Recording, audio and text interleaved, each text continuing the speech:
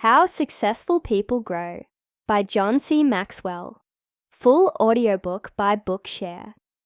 Introduction. Growth is the pathway to your potential. Potential is one of the most wonderful words in any language. It looks forward with optimism. It is filled with hope. It promises success. It implies fulfillment. It hints at greatness. Potential is a word based on possibilities. Think about your potential as a human being, and you get excited. At least I hope you do. What a positive thought. Do you have personal potential? Absolutely. Your personal potential is what you could be, the person you can become. Since you are reading these words, I believe you also have the desire to reach your potential. So now the question becomes, how do you do it? The answer is growth. And to grow, you must be highly intentional. This book is my effort to help you learn how to grow and develop yourself so you have the best chance of becoming the person you were created to be.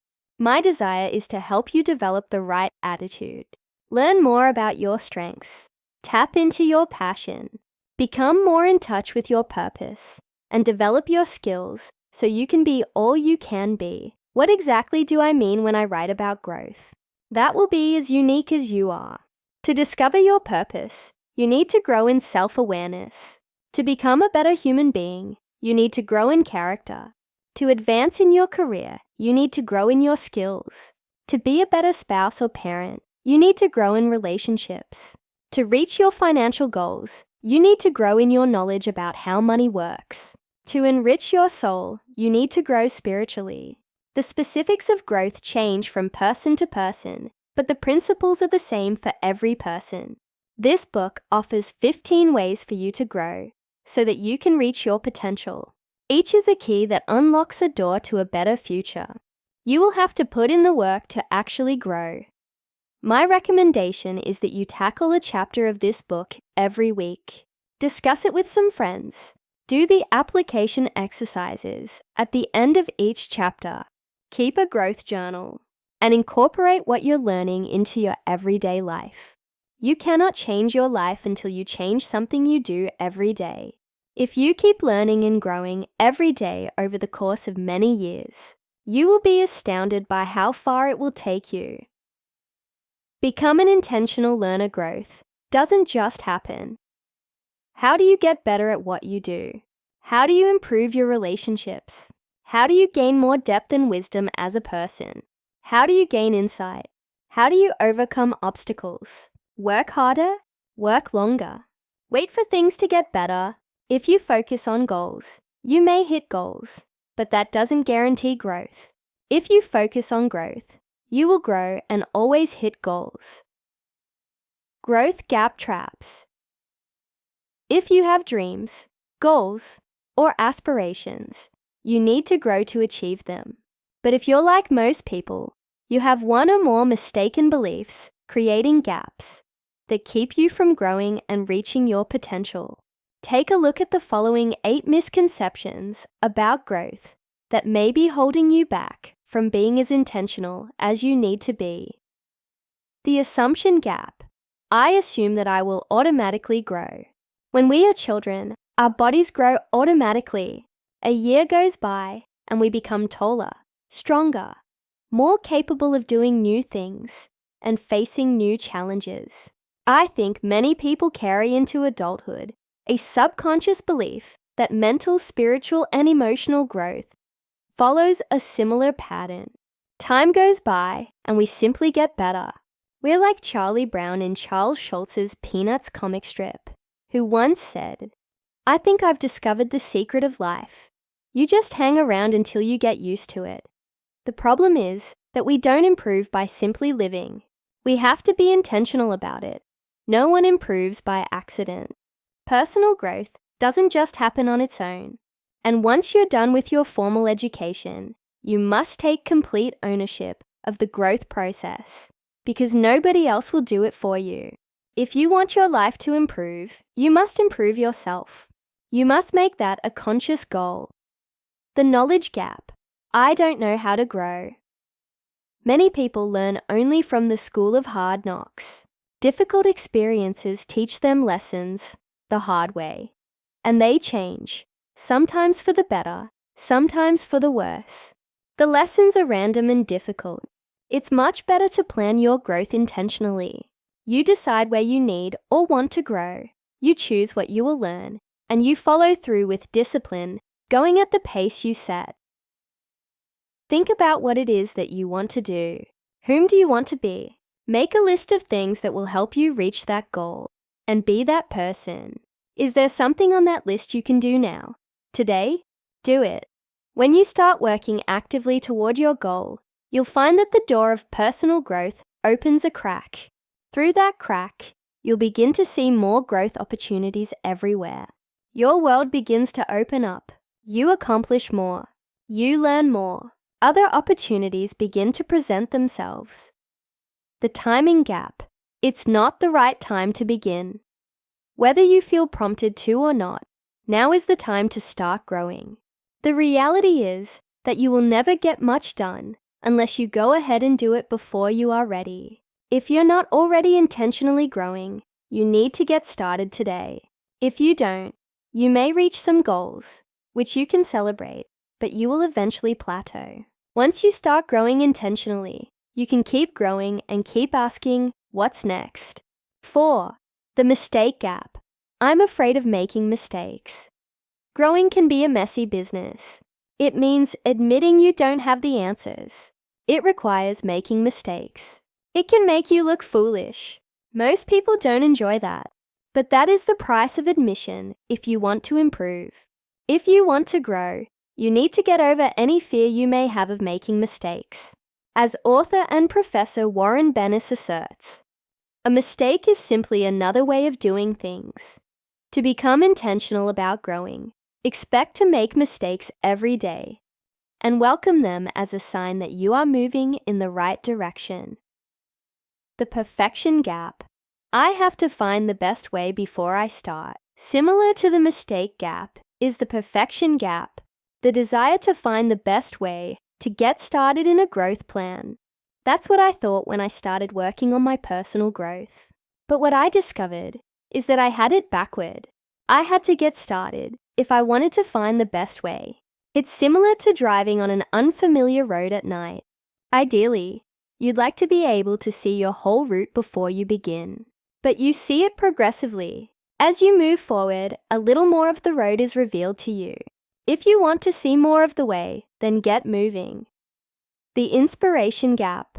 I don't feel like doing it. You may not feel inspired to aggressively pursue a growth plan if you haven't started yet. If that's the case, please trust me when I say that the reasons to keep growing far outweigh the reasons to start growing. And you discover the reasons to stay with growth only if you stick with it long enough to start reaping the benefits. So make a commitment to yourself to start and stick with it for at least 12 months. If you do, you will fall in love with the process, and you will be able to look back at the end of that year and see how far you've come. The comparison gap. Others are better than I am. The first 10 years that I was intentionally pursuing personal growth, I was always behind trying to catch up. I had to get over the comparison gap. I recognized I needed to be exposed to bigger and better leaders outside of my own small circle. But when I stepped out of my comfort zone, I was intimidated. It was clear that I was not in their league. Their organizations were 6 times the size of mine, and they had many more and much better ideas than I did. I felt like I was in over my head and trying to swim. Despite that, I was encouraged. Why? Because I discovered that great men were willing to share their ideas. And I was learning so much. You can learn only if others are ahead of you. It was a difficult transition, but it was well worth it. So if you are aware that others are better than you, don't be discouraged. Be glad others are there to help show you the way. The expectation gap. I thought it would be easier than this. I don't know any successful person who thinks growth comes quickly and climbing to the top is easy. It just doesn't happen. People create their own luck. How? Here's the formula: preparation, growth, plus attitude, plus opportunity, plus action, doing something about it. Luck, it all starts with preparation.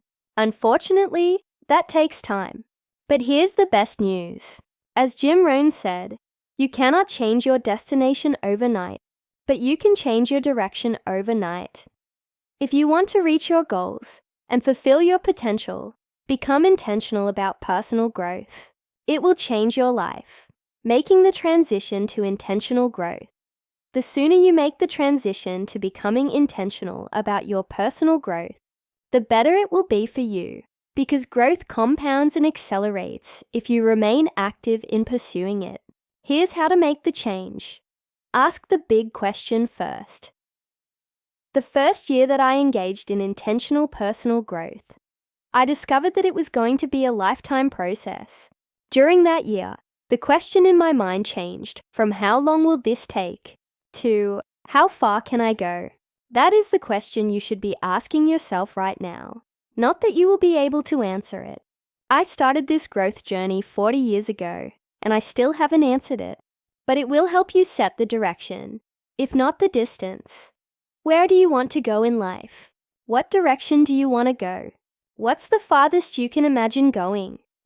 Answering those questions will get you started on the personal growth journey toward your potential. The best you can hope to do in life is to make the most out of whatever you've been given. You do that by investing in yourself, making yourself the best you can be. The more you've got to work with, the greater your potential, and the farther you should try to go. Do it now. The greatest danger you face in this moment is the idea that you will make intentional growth a priority later. Don't fall into that trap.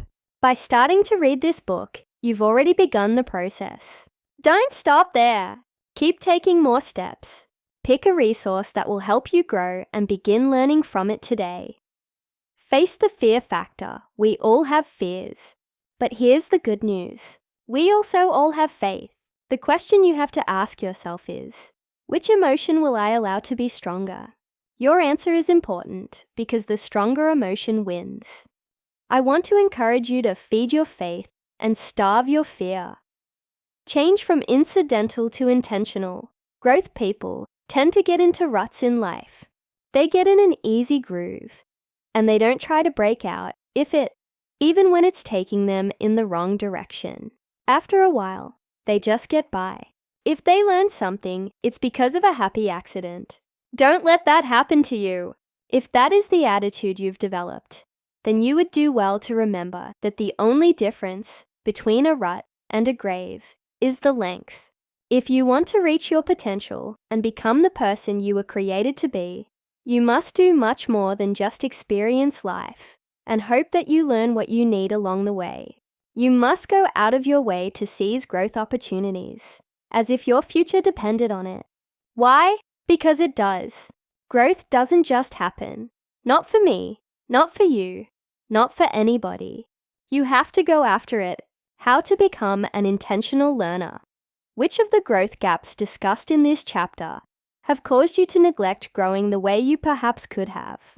What strategies can you create and implement to help you bridge the gaps?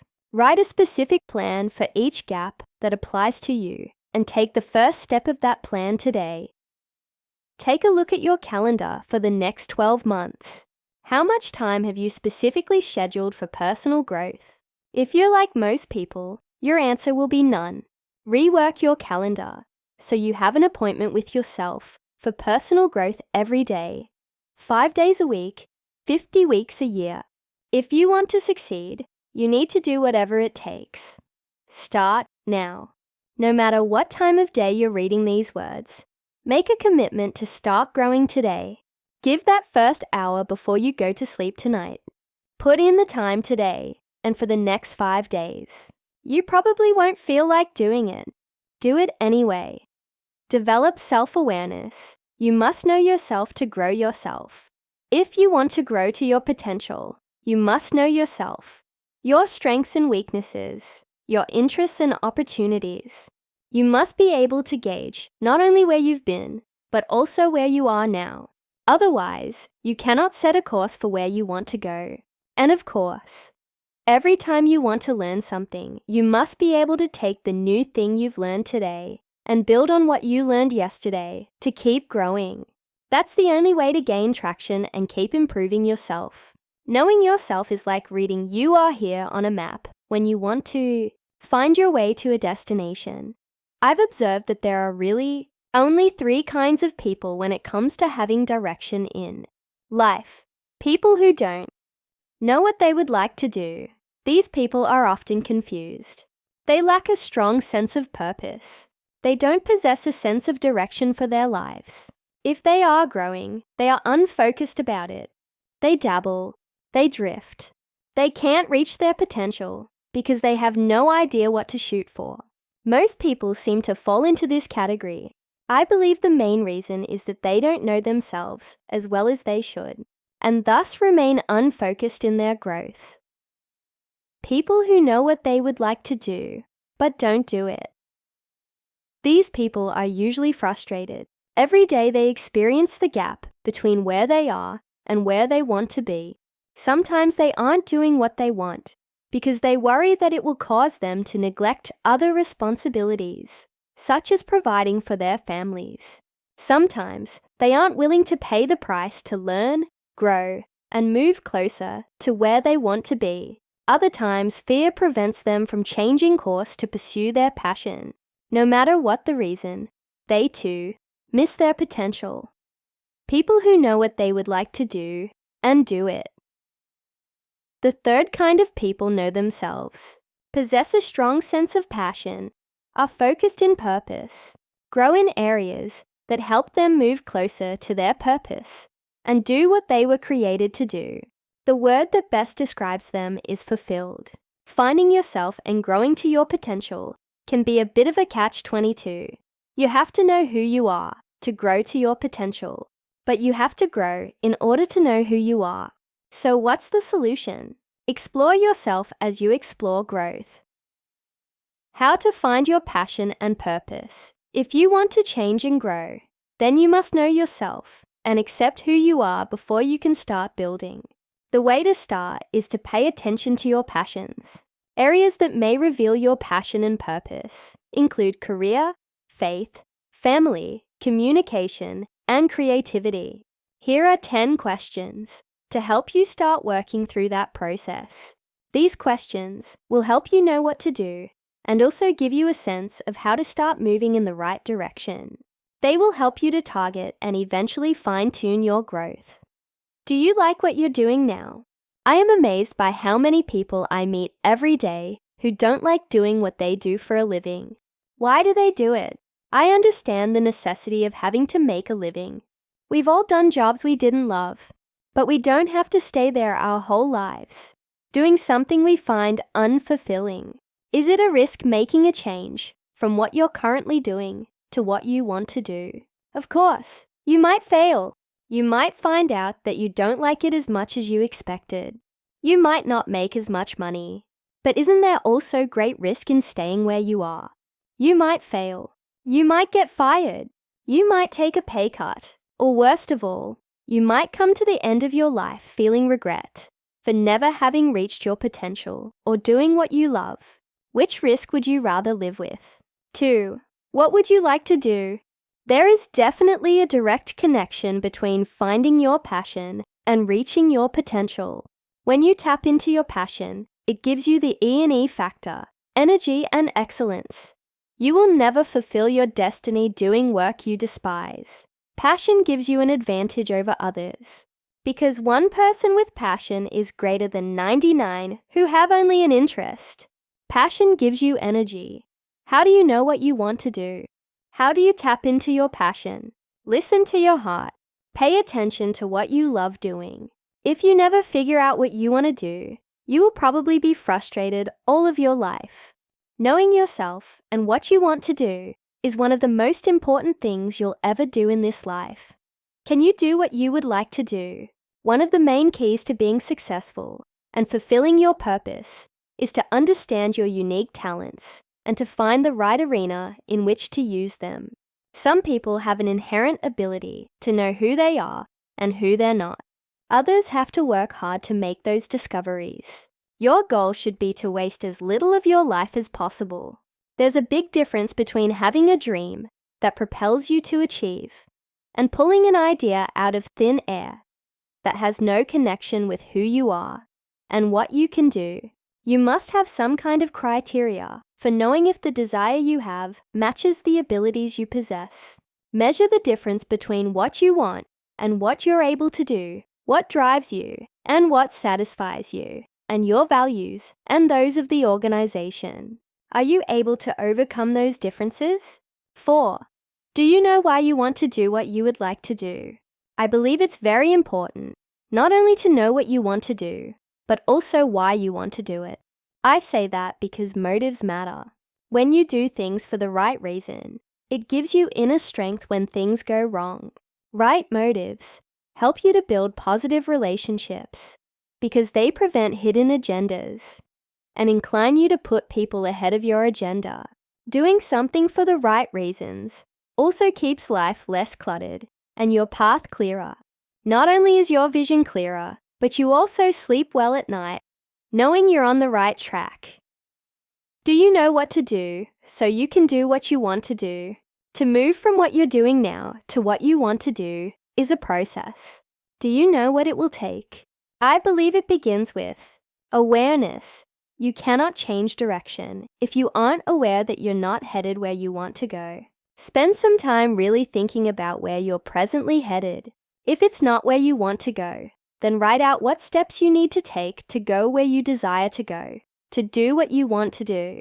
Make them as tangible as possible. Will they definitely be the right steps? Maybe, maybe not, but you won't know for sure until you start moving forward. Action. You cannot win if you do not begin. The people who get ahead in the world are the ones who look for the circumstances they want, and if they can't find them, they make them. That means taking initiative. It means doing something specific every day that will take you another step closer to your goal. It means continuing to do it every day. Nearly all successes are the fruit of initiative. Accountability. Few things prompt a person to follow through like accountability. One of the ways you can do that is to make your goals public. When you tell others about what you intend to do, it puts pressure on you to keep working at it. You can request that specific individuals ask you about your progress. It's similar to having a deadline to keep you moving. You can even write things down as a form of accountability. Attraction. If you want to be around growing people, become a growing person. If you're committed, you attract others who are committed. If you're growing, you attract others who are growing. This puts you in a position to begin building a community of like-minded people who can help one another succeed. Do you know people who do what you'd like to do? My greatest growth has always come as a result of finding people ahead of me who were able to show me the way forward.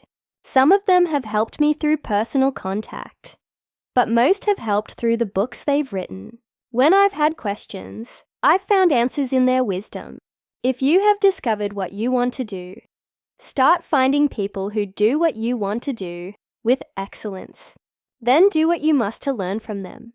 Always remember that you cannot get where you want to go on your own. You will need the help of others to guide you on your way.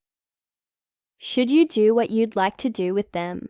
If you are someone who is dedicated to personal growth, you will always be learning from many people in many places. Occasionally, you will have an opportunity to be mentored on an ongoing basis by an individual. Being mentored by someone who is successful in your area of interest has great value, and I will discuss it more thoroughly in the chapter on finding a mentor. But remember, every person who can help you is not necessarily the right person to help you. You must pick and choose, and so must they. Your goal should be to find a fit that is mutually beneficial for both mentor and mentee. Will you pay the price to do what you want to do? When it comes to barriers to success, we are usually our own worst enemies. Taking the steps necessary to live your dreams and do what you want to do will cost you. You will have to work hard, You will have to make sacrifices. You will have to keep learning and growing and changing. Are you willing to pay that price? I certainly hope you are. But know this, most people aren't. When can you start doing what you'd like to do? Ask people when they will do what they want to do, and most answer that they hope to do it someday. Why not now? Because you're not ready. Perhaps you're not. But if you wait until you are, maybe you never will do it. You only get ready by starting. 10. What will it be like when you get to do what you'd like to do? Because I've had the privilege of doing what I've always wanted to do, I want to help you see ahead to what it's like. It will be different from what you imagined. I never thought that I would affect as many people as I do. I never knew life would be so beautiful. I never thought I would occasionally want to withdraw from people to think and write. But I also never anticipated the expectations others would put on me to produce. It will be more difficult than you ever imagined. I had no idea how much time it would take to be effective. I never expected to have such great demands put on my life, or to have to keep paying the price to be successful. I also never dreamed that my energy level would go down as much as it has in recent years. Finally, it will be better than you ever imagined. When I started investing in my personal growth, I didn't anticipate a compounding return. For me personally, for the individuals I've mentored, and for my team. And I never dreamed it would be this much fun. Nothing else compares to doing what you were created to do. People say there are two great days in a person's life, the day you were born and the day you discover why. I want to encourage you to seek what you were put on this earth to do. Then pursue it with all your effort, how to develop self-awareness. The questions in this chapter are designed to prompt you to know yourself and get on course to do what you were made to do in life. Here is a streamlined version of the questions. Spend a significant amount of time answering them, so you will have a plan of action to follow when you're done. What would you like to do? What talents, skills, and opportunities do you possess that support your desire to do it? What are your motives for wanting to do it? What steps must you take, beginning today, to start doing what you want to do? Awareness, action, accountability. Whose advice can you get to help you along the way? What price are you willing to pay? What will it cost you in time, resources, and sacrifices? Where do you most need to grow? You must focus on your strengths and overcome any weaknesses that would keep you from reaching your goal. Believe in yourself. You must see value in yourself to add value to yourself. Believe all people have the seeds of success within them. All they need to do is cultivate those seeds, water them, feed them, and they will begin to grow. So why do many people fail to grow and reach their potential? I've concluded that one of the main reasons is low self-esteem. Many people don't believe in themselves. They possess 100 acres of possibilities, yet never cultivate them because they are convinced that they won't be able to learn and grow and blossom into something wonderful. The power of positive self-esteem. If you don't realize that you have genuine value and that you are worth investing in, then you will never put in the time and effort needed to grow to your potential. If you're not sure you agree with that, then consider the following. Self-esteem is the single most significant key to a person's behavior. Often have I heard my friend Zig Ziglar say, "It's impossible to consistently behave in a manner inconsistent with how we see ourselves. We can do very few things in a positive way if we feel negative about ourselves. If you believe you are worthless, then you won't add value to yourself." Low self-esteem puts a ceiling on our potential. If your desire is a 10, but your self-esteem is a 5, you'll never perform at the level of a 10. You'll perform as a 5 or lower. People are never able to outperform their self-image. The value we place on ourselves is usually the value others place on us. I'm sorry to say that most people live their lives according to what others believe about them, because they accept others' value of them without question. If the important people in their lives expect them to go nowhere, then that's what they expect for themselves. That's fine if you're surrounded by people who believe in you. But what if you're not? You shouldn't become too concerned about what others might think of you. You should be more concerned about what you think of yourself. If you put a small value on yourself, rest assured the world will not raise the price. If you want to become the person you have the potential to be, you must believe you can. Steps to build your self-image. If self-image is a problem for you, if you don't believe you can succeed, please take to heart the following 10 suggestions. Guard your self-talk. Whether you know it or not, you have a running conversation with yourself all the time. What is the nature of yours? Do you encourage yourself? Or do you criticize yourself? If you are positive, then you help to create a positive self-image. If you're negative, you undermine your self-worth. If we want to change our lives, we have to change the way we think of ourselves. If we want to change the way we think of ourselves, we need to change the way we talk to ourselves. And the older we are, the more responsible we are for how we think, talk, and believe. Don't you have enough problems in life already? Why add to them? By discouraging yourself every day with negative self-talk. Become your own encourager, your own cheerleader. Every time you do a good job, don't just let it pass. Give yourself a compliment. Every time you choose discipline over indulgence, don't tell yourself that you should have anyway. Recognize how much you are helping yourself. Every time you make a mistake, don't bring up everything that's wrong with yourself. Tell yourself that you're paying the price for growth and that you will learn to do better next time. Every positive thing you can say to yourself will help. Stop comparing yourself to others. Comparing yourself to others is really just a needless distraction. The only one you should compare yourself to is you. Your mission is to become better today than you were yesterday. You do that by focusing on what you can do today to improve and grow. Do that enough, and if you look back and compare the you of weeks, months, or years ago to the you of today, you should be greatly encouraged by your progress. Move beyond your limiting beliefs. Unfortunately, a lot of people don't believe that they can accomplish great things. But the greatest limitations people experience in their lives are usually the ones they impose on themselves. For example, let's say you would like to learn a foreign language to improve your career or better enjoy a vacation, but you don't think you can do it. Once you've identified that belief, define how not learning that language is limiting you. Then describe what it will be like when you learn that language. How will it make you feel? What will it enable you to do? What might it do for your career? Then write an empowering statement that affirms your ability to learn the language, outlines the realistic process you will use to learn it, and describes how you will be impacted by this growth. Remember, in the end, it isn't what you are that holds you back. It's what you think you're not. 4. Add value to others. Because people with low self-esteem often see themselves as inadequate or feel like victims, which often starts because they actually have been victimized in their past. They focus inordinately on themselves. They can become self-protective and selfish because they feel that they have to be to survive.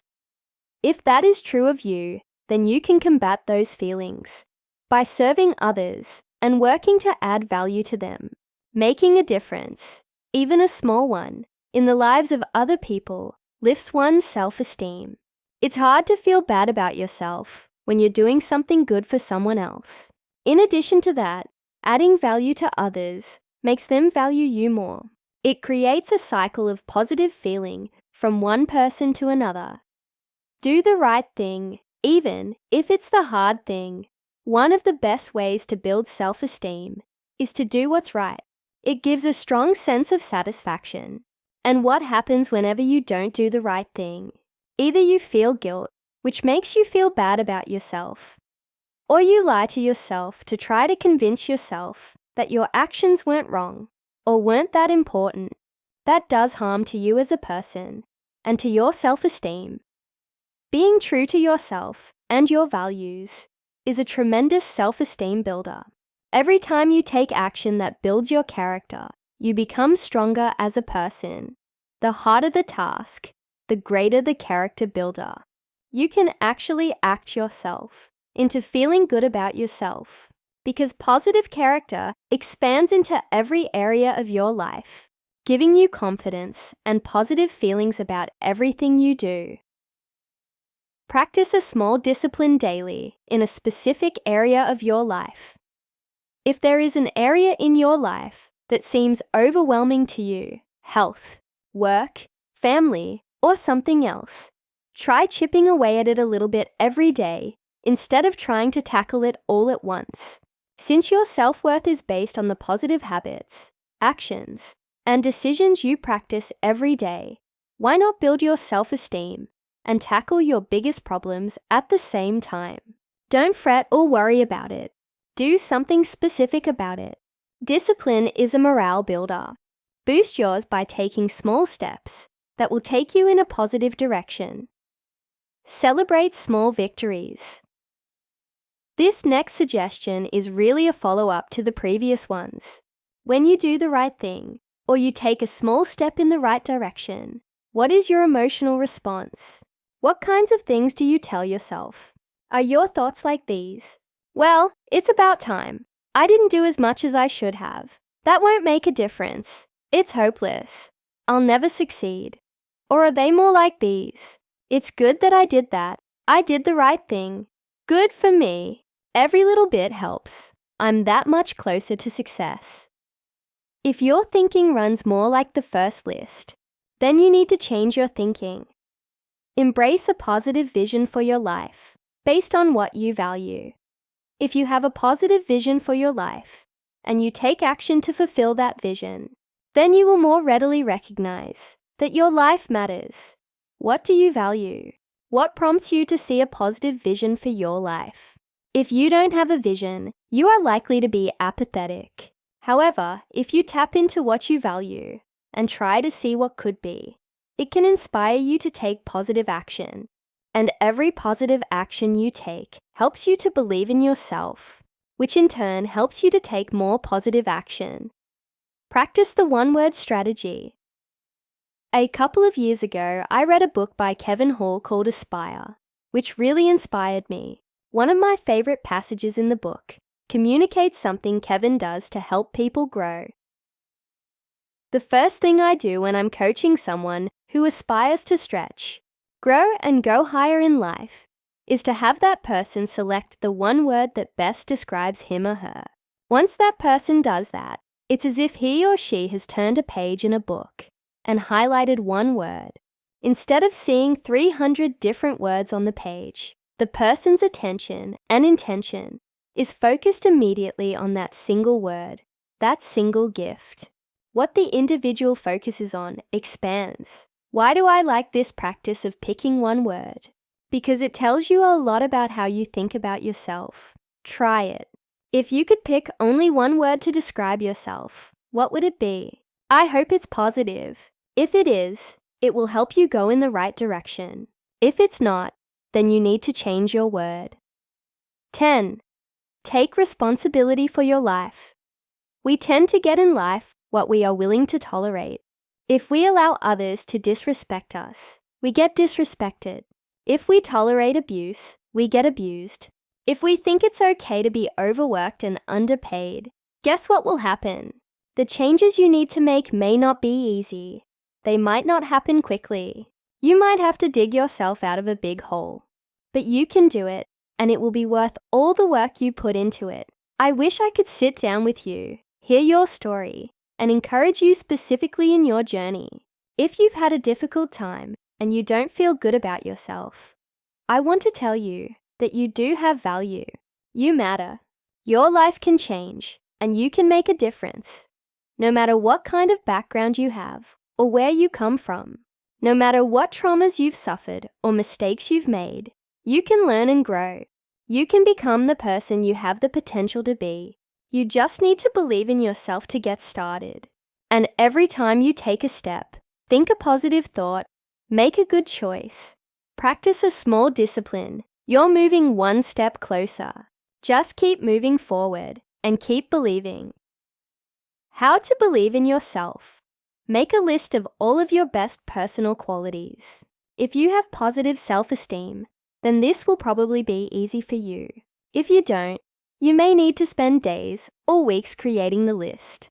Don't stop until you have written 100 positive things about yourself, and then spend time every day reading the list to remind yourself of your value. Using the list as a springboard, decide on the one word that best describes you. Make this word your North Star as you begin adding value to yourself. Few things impact a person's self-esteem more than the way they talk to themselves on a day-to-day basis.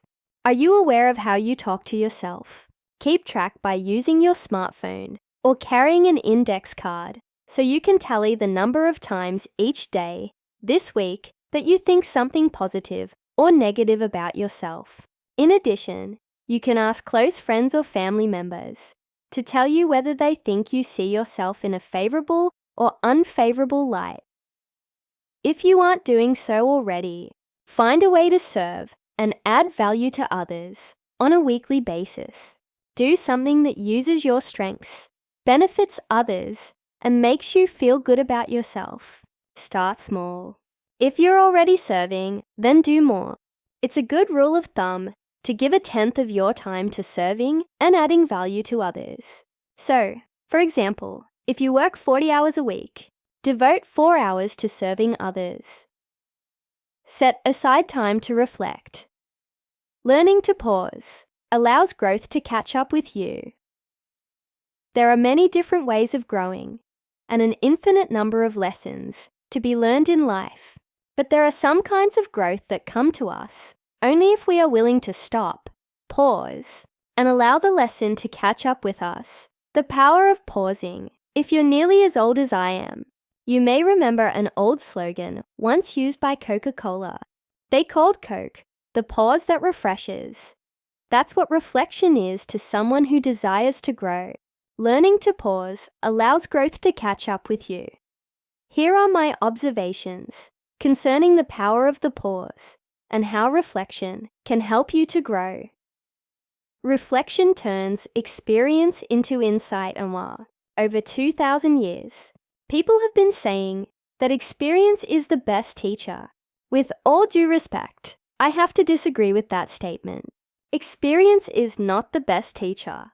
Evaluated experience is. There's an old joke that experience is a hard teacher because the test is given first and the lesson is given afterward. That's true, but only if the person takes time to reflect after the experience. Otherwise, you receive the test first and the lesson may never come. People have innumerable experiences every day, and many learn nothing from them because they never take the time to pause and reflect. That's why it is so important to pause and let understanding catch up with us. Pausing helps you recognize life markers. Stopping to reflect is one of the most valuable activities people can do to grow. It has much greater value to them than even motivation or encouragement because it allows you to make sure you're on the right track. After all, if you are going down the wrong road, you don't need motivation to speed up. You need to stop, reflect, and change course. Most people are pretty busy. There are a lot of demands on them, and they rush from place to place, trying to get things done. Along the way, they have certain experiences that are life markers. They go to a place, or are part of an event, or meet a person that in some way marks them for life because something important happened. Often, these markers identify for them a time of transition, change, or transformation. If you don't take the time to pause and reflect, you can miss the significance of such events. Reflection allows those experiences to move from being life markers to life makers. If you pause to allow growth to catch up with you, it makes your life better because you can not only better understand the significance of what you've experienced, but also implement changes and course corrections as a result. You are also better equipped to teach others from the wisdom you have gained. Melancholic strengths. Perfectionist with great attention to detail, weakness. afraid of making mistakes. If you are melancholic, motivate yourself by focusing on the joy of learning details and the potential for developing a level of mastery over your subject matter. As you can see, every personality type has its strengths. You just need to tap that strength in your personality to set yourself up for success when it comes to motivation. Start with the simple stuff. When you attempt too much too soon, you're almost guaranteed to fall short of your desired results. That is demotivating. The secret to building motivational momentum is to start small with the simple stuff. Begin by setting goals that are worthwhile but highly achievable. Master the basics, then practice them every day without fail. Small disciplines repeated with consistency every day lead to great achievements gained slowly over time. If you want to grow, don't try to win big. Try to win small. Be patient. If you're an American, as I am, you may agree that as a culture, we have a problem with patience. We want everything fast. We live in a country with fast food restaurants and fast weight loss clinics. How ironic. When I give the advice to be patient, I am the person who most needs to take it. Impatience is one of my greatest weaknesses. I think it comes from having unrealistic expectations. For myself and others, everything I want to do takes longer than I anticipate. Every endeavor I lead is more difficult than I believed it would be. Every project I attempt costs more than I expected. Every task I hand off to another person is more complicated than I hoped. Some days, I believe that patience is a minor form of despair, disguised as a virtue. Maybe you are similar to me. Most people never realize how close they are to achieving significant things because they give up too soon. Everything worthwhile in life takes dedication and time. The people who grow and achieve the most are the ones who harness the power of patience and persistence. Value the process. One of the best things you can do for yourself as a learner is to cultivate the ability to value and enjoy the process of growth. It is going to take a long time, so you might as well enjoy the journey. You can visualize tomorrow, using it as motivation to grow. But if you want to actually grow, your focus needs to be on today. If you value today and find a way to enjoy it, you will invest in today. And the small steps you take today will lead to the bigger steps you take someday. Do you know why you want to keep improving? Knowing what to improve and how to improve are critical to consistency and personal growth. But so is knowing why. The how and what will take you only so far. The why is what keeps you motivated long after that first rush of energy and enthusiasm wears off. It can carry you through when willpower isn't enough. Think of it as why power. Having a strong why will help you to keep going when the discipline of learning becomes difficult, discouraging, or tedious. If your growth is connected to your values, dreams, and purpose, you'll know why you're doing it, and you will be more likely to follow through. If you think about it, you can see that discipline and motivation are two sides of the same coin. If you have the motivation you need, discipline is no problem. If you lack motivation, discipline is always a problem. When you make the right choices, however small, and do it consistently over time, it can make a huge difference in your life. If you remember why you're making those choices, it becomes easier. Do you know when you are supposed to improve? The final piece of the puzzle is the question of when. When do you need to improve? First, the obvious answer, right now, today. You need to get started if you haven't yet. More important, you need today to be every day. You will never change your life until you change something you do daily. That means developing great habits. Discipline is the bridge between goals and accomplishments, and that bridge must be crossed every day. Over time, that daily crossing becomes a habit. And ultimately, people do not decide their future. They decide their habits, and their habits decide their future. What are you doing daily that needs to change? What needs doing? Maybe more important, what needs undoing? What are you willing to change doing today in order to change what you will be doing tomorrow? In the end, Hard work is really the accumulation of easy things you didn't do when you should have.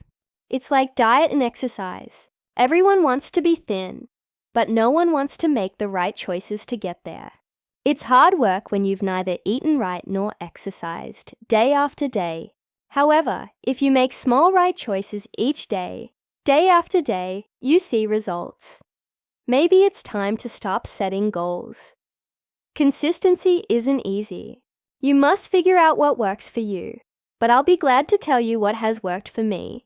Instead of being goal conscious, I focus on being growth conscious. Here's the difference. Goal. Consciousness growth. Consciousness focuses on a destination, focuses on the journey, motivates you and others, matures you and others. Seasonal lifelong challenges. You changes, you stops. When a goal is reached, keeps you growing beyond the goal.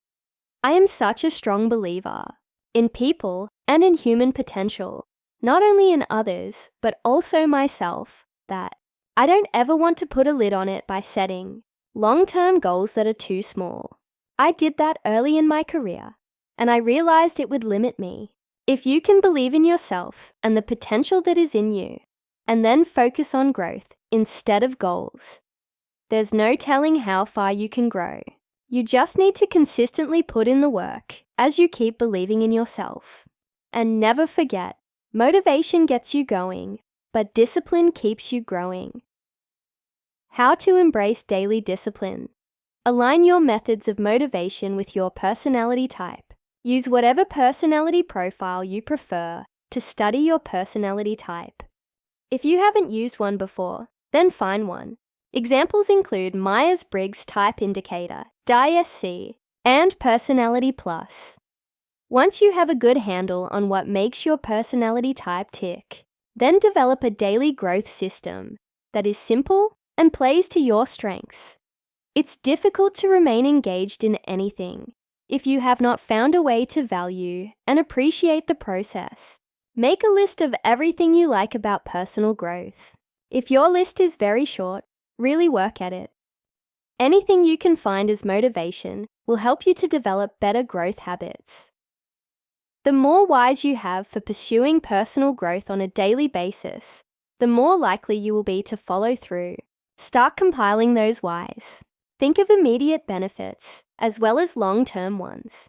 Consider reasons related to purpose, vision, and dreams.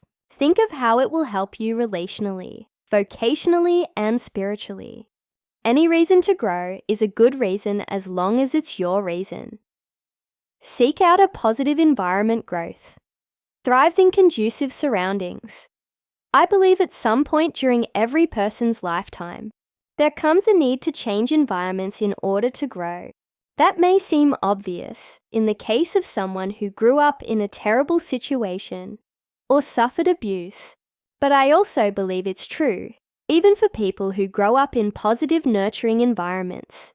If we want to grow to reach our potential, we must be in the right environment. That usually requires us to make changes in our life. Change depends on your choices.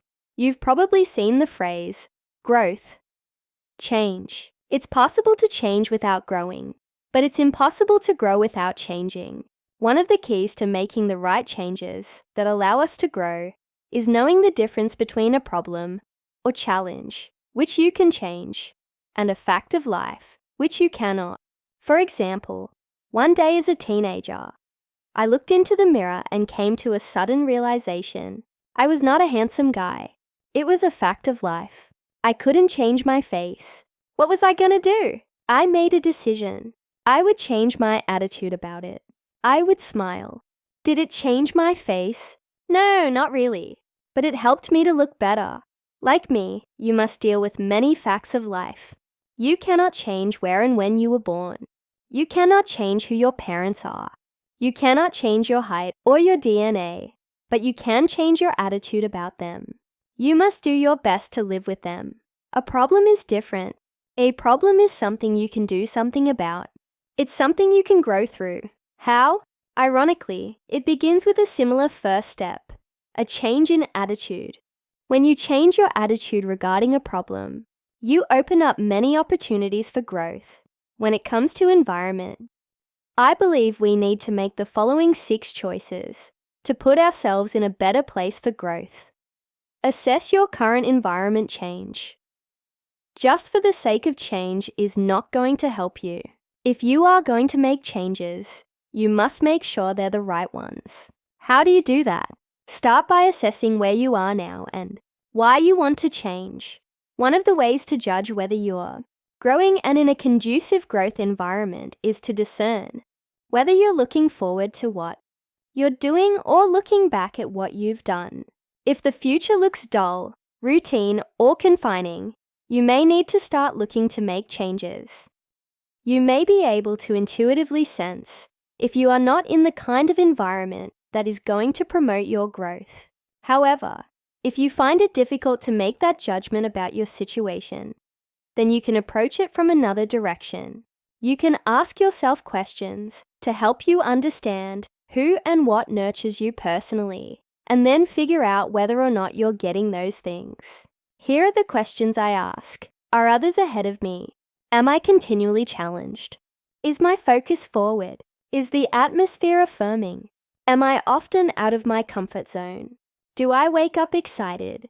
Am I confident despite the prospect of failure? Are others growing?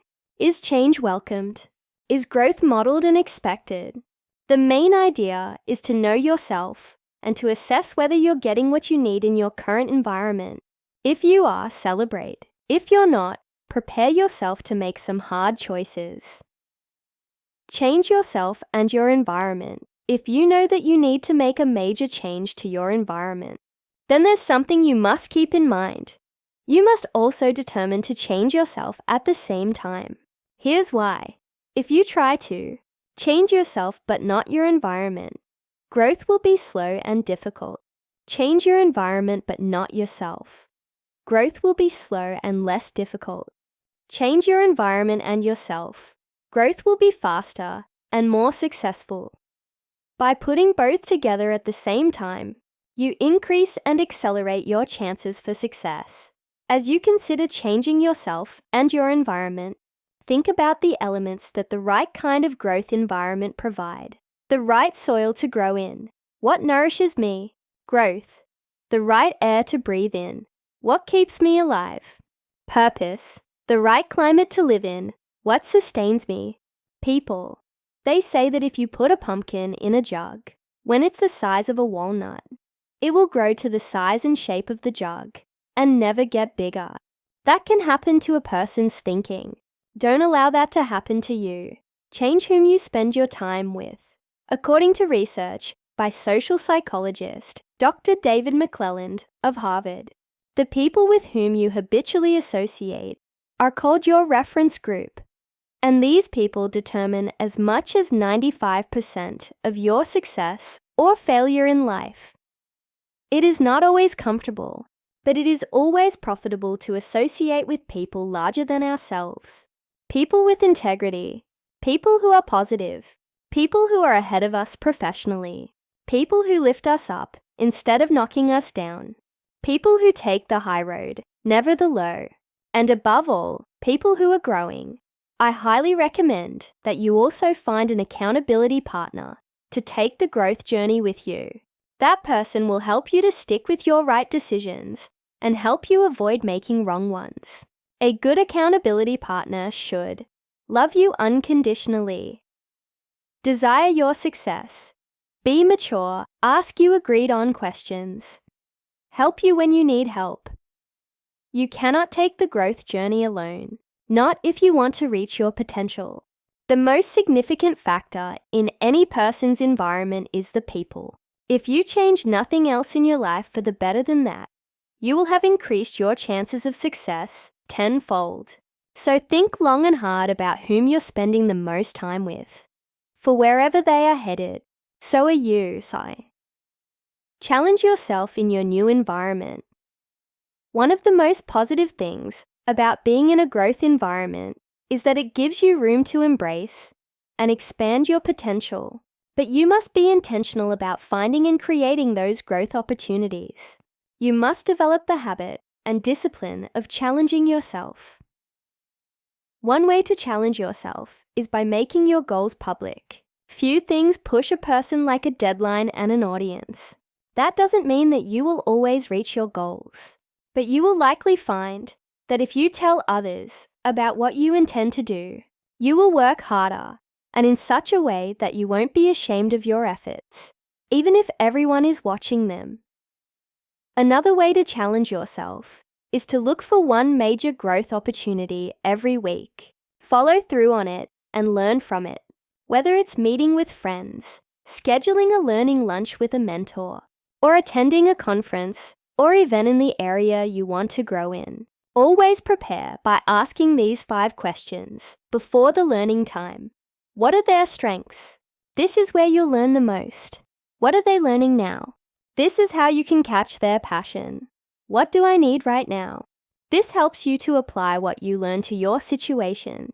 Whom have they met? What have they read? Or what have they done that has helped them? This helps you to find additional growth opportunities. What haven't I asked that I should have? This enables them to point out changes you need to make from their perspective. A better growth environment won't help you much if you don't do everything in your power to make the most of it.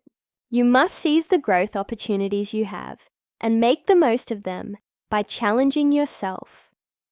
Focus on the moment. The changes we want to make in our lives come only in the present. What we do now controls who we become and where we are in the future. We live and work in the present. If you need to make changes in yourself and your environment, don't worry about your past. Mother Teresa observed, "Yesterday is gone. Tomorrow has not yet come. We have only today. Let us begin." If you need to make changes in yourself and your environment, don't dwell on your past. You can't change it. Don't worry about your future. You can't control it.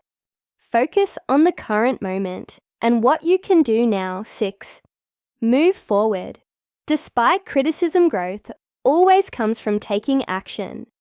And taking action almost always brings criticism. Move forward anyway. To reach your potential, you must do not only what others believe you cannot do, but what even you believe you cannot do. Most people underestimate themselves. They shoot for what they know they can reach. Instead, they should reach for what's beyond their grasp. If you don't try to create the future you want, you must endure the future you get. As you take action to change yourself and your environment, you will almost certainly be criticized for it. Poet Ralph Waldo Emerson observed, "Whatever course you decide upon, there is always someone to tell you that you are wrong. There are always difficulties arising which tempt you to believe that your critics are right. To map out a plan of action and follow it to the end requires some of the same courage which a soldier needs. Peace has its victories, but it takes brave men to win them. Before making a major change, seek wise counsel if you can, but make your own decisions. You are ultimately accountable for the choices you make in your life." How to seek out a positive. Environment 1. Assess your current environment when it comes to growth by answering true or false to each of the following 10 statements. Others are ahead of me learning. I am continually challenged. My focus is forward. The atmosphere is affirming. I am often out of my comfort zone. I wake up excited. Failure is not my enemy. Others are growing. People desire change. Growth is modeled and expected. If you answer false to more than 5 of the statements, your current environment may be hampering your growth. You will need to determine whether you need to change or improve your environment in order to reach your potential. Assess your personal growth needs in the 3 main areas mentioned in the chapter. The right soil to grow in. What nourishes me? Growth. Use the following list to assess what nurtures you. Music. What songs lift me? Thoughts. What ideas speak to me? Experiences. What experiences rejuvenate me? Friends. What people encourage me? Recreation. What activities revive me? Soul. What spiritual exercises strengthen me? Hopes. What dreams inspire me? Home. What family members care for me? Giftedness. What blessings activate me? Memories. What recollections make me smile? Books. What have I read that changed me? The right air to breathe in. What keeps me alive? Purpose. Review your answers to the questions at the end of Chapter 3 and Chapter 5. Use them to develop a purpose statement for your life. Don't expect it to be perfect or permanent. It will probably continue to grow and change as you do, but it will give you a stronger sense of direction now. The right climate to live in. What sustains me? People. Make a list of the people who are currently most influential in your life. Friends, family, colleagues, employers, mentors, and so on. Be sure to also include anyone you spend a substantial amount of time with. Then scan the list and determine who on the list is larger than you, more skilled or more talented, farther ahead professionally, more solid in character or in any other significant way. If the majority of people are not stretching you, you need to find additional people who will help you change and grow. Significant growth will not occur in your life if you are not continually challenged in your environment. Set specific goals for yourself that are beyond your current capabilities. In addition, review your calendar for the upcoming month. Look for the best potential growth opportunity in each week and plan for it by asking yourself questions similar to the ones contained in this chapter. 7. Become highly strategic to maximize growth. Develop strategies. Most people allow their lives to simply happen to them. They float along, they wait, they react, and by the time a large portion of their life is behind them, they realize they should have been more proactive and strategic. I hope that hasn't been true for you. If it has, then I want to encourage you to develop a stronger sense of urgency and a pro-strategic mindset. As you plan and develop strategies for your life and growth, I want to share with you some of the things I've learned that have helped me in the process. Life is very simple, but keeping it that way is very difficult. Despite what others might say, I believe life is pretty simple. It's a matter of knowing your values, making some key decisions based on those values, and then managing those decisions on a day-to-day basis. That's pretty straightforward, and at least in theory, the longer we live and the more we learn, the more experience and the more knowledge we acquire that should make life even simpler. But life has a way of becoming complicated, and it is only through great effort that we can keep it simple. A beautifully conceived strategy does you no good if you can't use it. Designing your life is more important than designing your career. If you plan your life well, then your career will work itself out. The problem is that most people don't spend very much time planning their careers either. They spend more time planning for Christmas or their vacation. Why? Because people focus on what they think will give them the greatest return. If you don't believe you can succeed in your life in the long term, you're not very likely to give it the planning attention it deserves. Planning your life is about finding yourself, knowing who you are, and then customizing a design for your growth. Once you draw the blueprint for your life, then you can apply it to your career. Why? Life is not a dress rehearsal. There is no warm-up for life, no dress rehearsal, yet that's the way many people seem to be treating it. Each of us goes on stage cold, with no preparation, and we have to figure it out as we go along. That can be messy. We fail, we make mistakes, but we still need to give it our best from the very start. Regret over not being proactive enough is a common theme among people looking back on their lives. We don't get a rehearsal for life. We have to do the best we can in the moment, but we can learn from others who have gone before us. They should inspire us to plan as best we can and then give our all back. In planning your life, multiply everything by 2. The important things in life usually take longer than we expect and cost more than we anticipate. That is especially true when it comes to personal growth. So what do you do to compensate? Multiply by 2. If you think something will take you an hour to do, plan for double to stay out of trouble. If you think a project will take a week to accomplish, allot 2.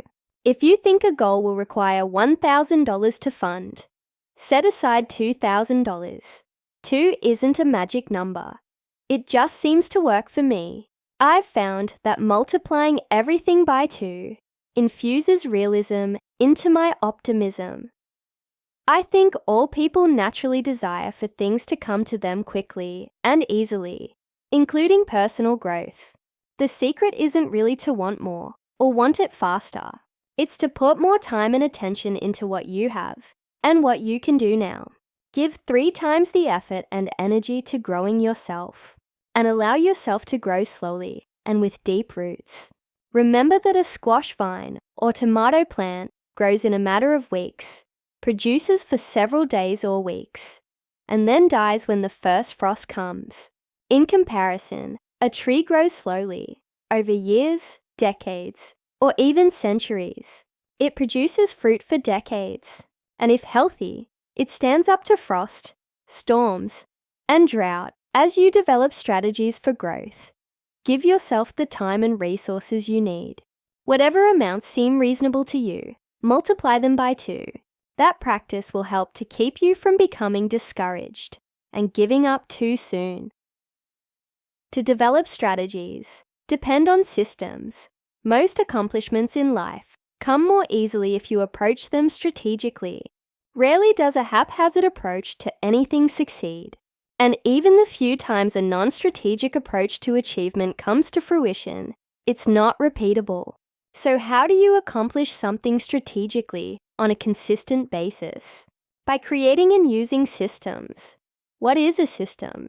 It's a process for predictably achieving a goal based on specific, orderly, repeatable principles and practices. Systems leverage your time, money, and abilities. They are great tools for personal growth. Systems are deliberate, intentional, and practical. They really work, regardless of your profession, talent level, or experience. They improve your performance. A life without any systems is a life where the person must face every task and challenge from scratch. If you want to make the most of your personal growth by getting the most you can out of every effort and doing it as efficiently as possible, you need to develop systems that work for you. That will be a personal thing, because your systems need to be tailored to you. However, as you strive to create them, keep the following guidelines in mind. Effective systems take the big picture into account. People who excel, regardless of their profession, develop systems to help them achieve the big picture. It's not enough to be busy. If you're busy planning, busy reading books, and busy going to conferences, but these activities aren't targeted on the areas essential to your success, you're not helping yourself. As the saying goes, unhappiness is not knowing what we want and killing ourselves to get it. What is your big picture? In what areas must you grow to achieve your purpose? And what systems can you develop to advance yourself in those areas today and every day? I had to stop reading books simply for pleasure and read books that would help me in my areas of strength. I also took 2 speed reading classes to help me improve. What must you do? 2. Effective systems. Make use of priorities. A system is of limited help to you if it doesn't take into account your priorities. Brian Tracy says, perhaps the very best question you can memorize and repeat over and over is, what is the most valuable use of my time right now?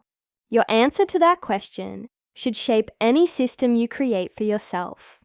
You should also ask yourself, when is my most valuable time? Because you'll want to always make the most of it. What systems do you need to put into place to help you maintain your priorities? And what people do you need to give responsibility and power to so they can help you? 3. Effective systems include measurement. Any kind of progress requires the ability to measure, and for that reason, your systems must include a way to measure your results. Think about it.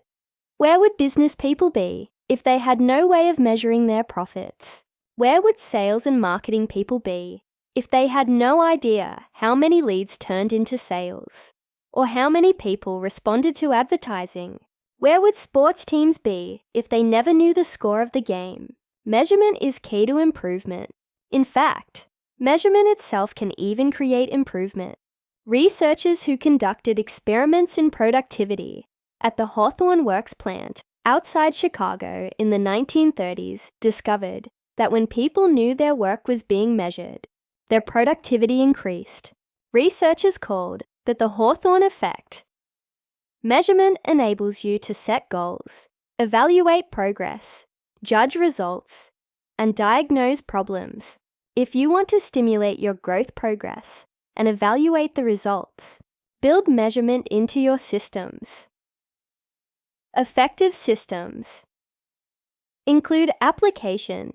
It's not enough just to plan, though planning is important. Both plan and action must go together. The plan creates the track. The action provides the traction. So anytime you have a goal, but you think you won't be able to reach it, don't adjust the goal. Adjust the action steps. People who develop systems that include action steps are almost always more successful than people who don't. Even less talented people with fewer resources accomplish more if they have developed the habit of taking action. That's one of the reasons I've developed the habit of asking myself 3 questions every time I learn something new.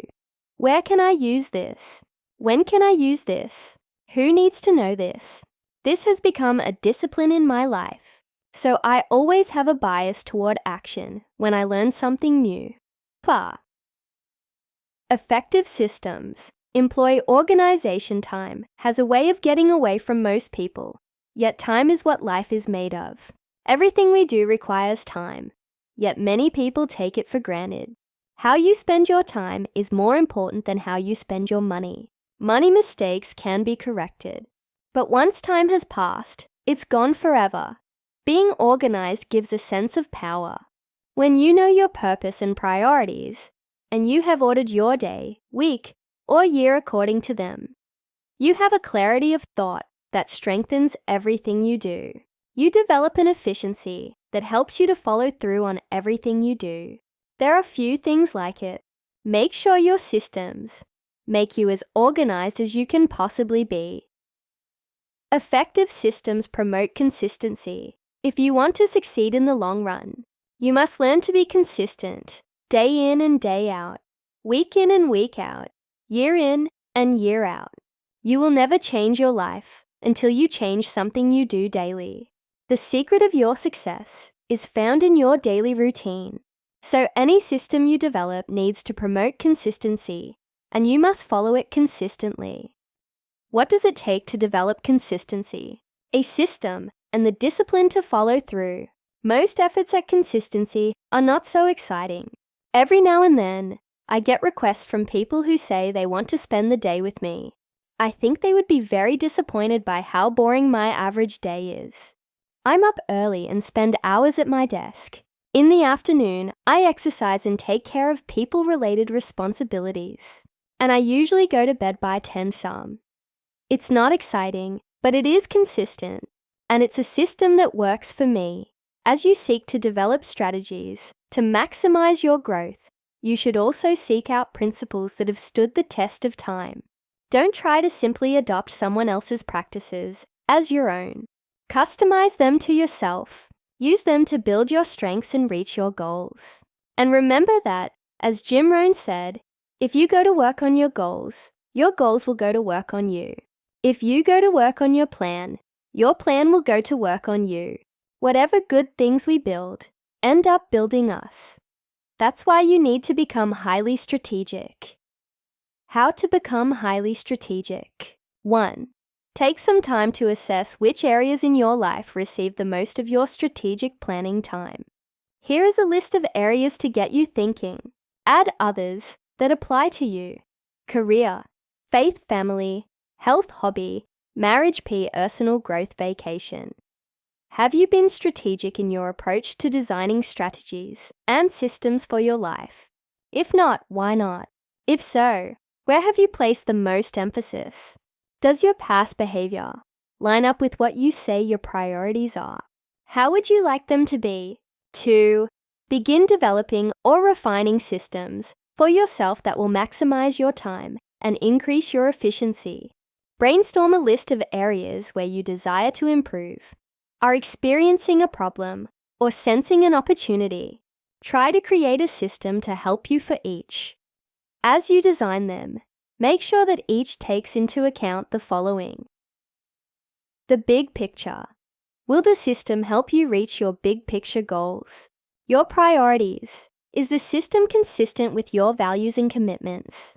Measurement. Does the system give you a tangible way to judge whether you've succeeded? Application. Does the system have a built-in bias toward action? Organization. Does the system make better use of your time than what you're doing now? Consistency. Can and will you easily repeat the system on a regular basis? Don't be reluctant to make adjustments to systems you develop or even to abandon them if they don't serve you well. However, you may want to try out any system you develop for at least 3 weeks, the normal time needed to start developing a positive habit before evaluating its validity. Many people who try to develop strategies for their life and growth make them too complicated. Any system you develop should be simple and straightforward. To test the ones you develop, try this. Explain them to a friend to see if they pass 2 tests. The first is whether you can explain it clearly. If you can't, it may be too complicated. The second is to see if your friend knows of a better or simpler way of achieving the same goal. Turn negatives into positives. Good. Management of bad experiences leads to great growth. How do you usually respond to bad experiences? Do you explode in anger? Do you shrink into yourself emotionally? Do you detach yourself from the experience as much as possible? Do you ignore it? Each time we encounter a painful experience, we get to know ourselves a little better. Pain can stop us dead in our tracks, or it can cause us to make decisions we would like to put off, deal with issues we would rather not face, and make changes that make us feel uncomfortable.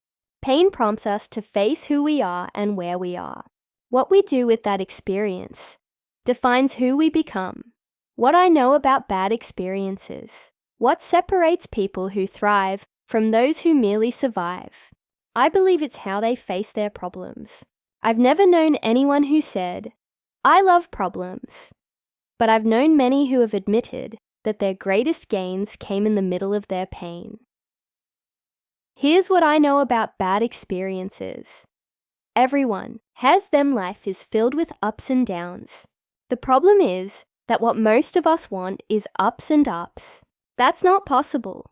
I think it's pretty obvious that nobody gets to escape bad experiences. Perhaps that's one of the reasons my speech, How to Do Good When Things Are So Bad, has been so popular. As the saying goes, some days you're the pigeon, some days you're the statue. We can do everything in our power to avoid negative experiences, but they have a way of finding us. No matter who you are, where you live, what you do, or what your background is, you will have to deal with bad experiences. You have to have realistic expectations when it comes to pain and problems. You can't avoid them. No one likes them. You don't like it when you're in the middle of a bad experience. Neither do I. No one expects us to like such things. They're just painful. But if we can manage the experience well, then we can actually find a way to enjoy talking about it afterward. It can become a great war story. Few people make bad experiences positive experiences. Life's difficulties do not allow us to stay the same. They move us. The question is, in which direction will we be moved? Forward or backward? When we have bad experiences, do we become better or bitter? Will those experiences limit us or lead us to grow? When tough times come, many people don't respond well. That is why learning to turn negatives into positives is essential for individuals who want to grow and reach their potential. Most successful people will point to the hard times in their lives as key points in their journey of development. If you are dedicated to growth, then you must become committed to managing your bad experiences well. My pain file. Everyone has a pain file. You've got yours. I've got mine. Here are a few negative experiences that have become positive gains in growth for me over the long run. The pain of inexperience. I expected instant success early in my career, but stumbled often because of my immaturity. I had to learn patience and earn respect and influence from others. The pain of incompetence. I did a lot of counseling early in my career and was terrible at it. That forced me to reevaluate my gifting. Only when I started equipping people did I find my strength zone. The pain of disappointment. Margaret and I were scheduled to adopt a son, but then lost him. We were devastated.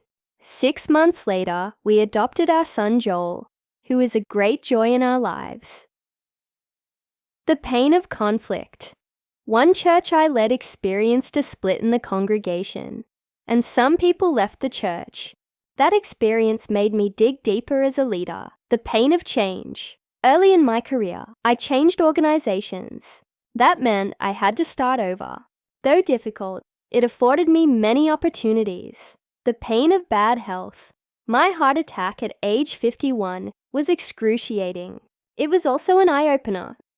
I immediately changed my eating habits and bought into the practice of daily exercise. The pain of hard decisions.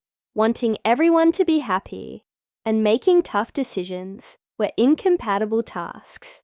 I learned that good leadership is disappointing people at a rate they can stand. The pain of financial loss. A bad investment decision cost us greatly. It wasn't fun selling my assets to cover it. It helped me to be more careful in risk-taking. The pain of relationship losses.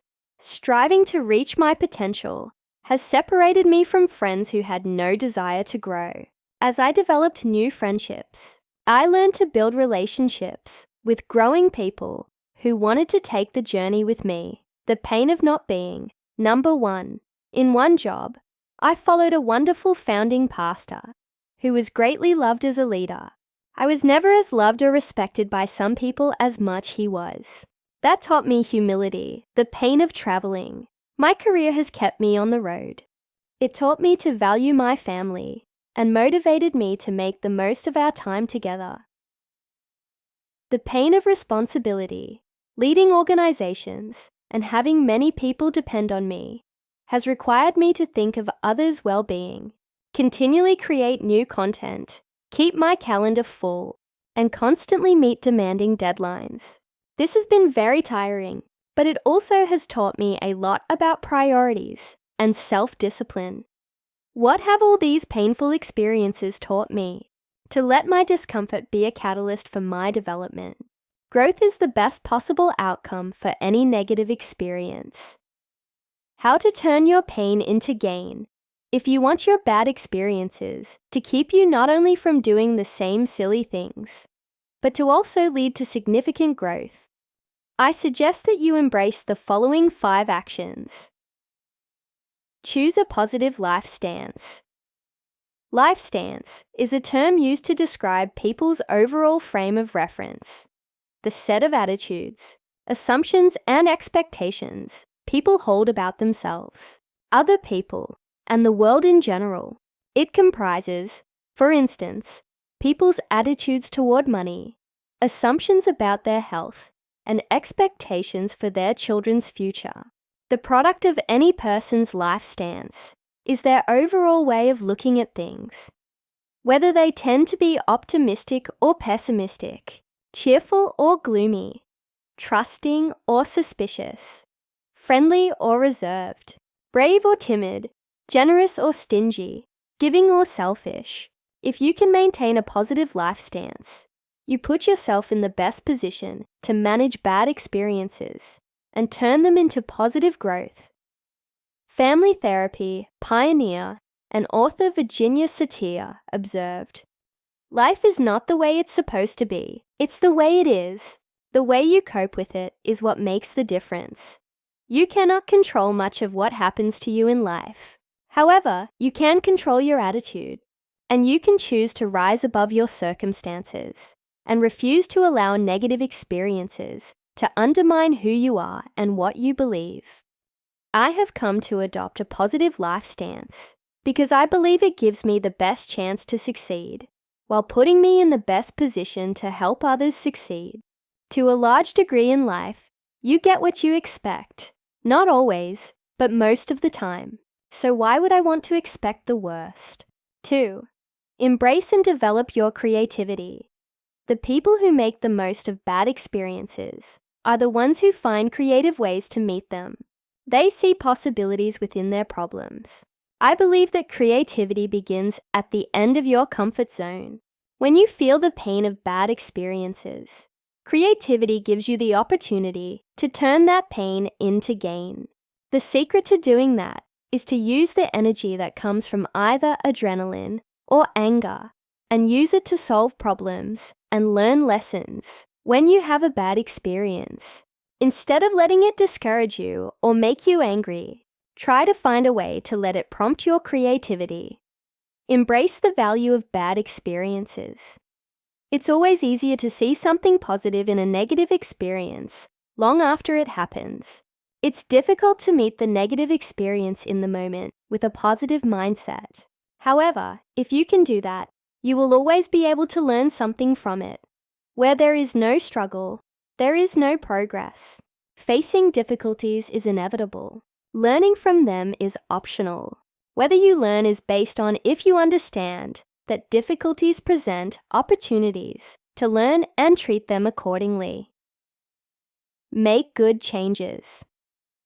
After learning from bad experiences, the ability to turn negatives into positives gives us an opportunity to turn our lives around. A bend in the road is not the end of the road unless you fail to make the turn. Most people don't think their way to positive change. They feel their way. When bad experiences create strong feelings in us, we either face the feelings and try to change, or we try to escape. It's the old fight-or-flight instinct. We need to train ourselves to fight for positive changes. How do we do that? By remembering that our choices will lead to either the pain of self-discipline or the pain of regret. I'd rather live with the pain of self-discipline and reap the positive rewards than live with the pain of regret, which can create a deep and continual ache within us. The next time you find yourself in the midst of a bad experience, remind yourself that you are on the cusp of an opportunity to change and grow. Whether you do will depend on how you react to your experience and the changes you make as a result. Allow your emotions to be the catalyst for change. Think through how to change to make sure you are making good choices, and then take action. Take responsibility for your life earlier. I said that you need to recognize that your circumstances don't define you. They are outside of you and need not negatively impact your values and standards. At the same time, you must take responsibility for your life and the choices you make. It is nearly impossible to grow in any significant way when you don't take responsibility for yourself and your life. No matter what you have gone through in your life or what you are currently going through, you have the opportunity to grow from it. It's sometimes very difficult to see the opportunity in the midst of the pain, but it is there. You must be willing to not only look for it, but pursue it. How to turn negatives into positives. Assess your attitude toward negative experiences up to this point in your life. Based on your personal history, which of the following statements best describes how you have approached failure, tragedy, problems, and challenges that have caused you pain? I do anything and everything possible to avoid pain at all costs. I know pain is inevitable, but I try to ignore it or block it out. I know everyone experiences pain, so I just endure it when it comes. I don't like pain, but I try to remain positive despite it. I process the emotion of painful experiences quickly and try to find a lesson in them. I process pain, find the lesson, and make changes proactively as a result. Your goal should be to progress from wherever you are currently on the above. Scale to the place where you make positive changes in the wake of bad experiences. In the past, have you used bad experiences as a springboard for using your creativity? If not, use a current difficulty to help you learn how to become more creative by doing the following. Define the problem. Understand your emotion.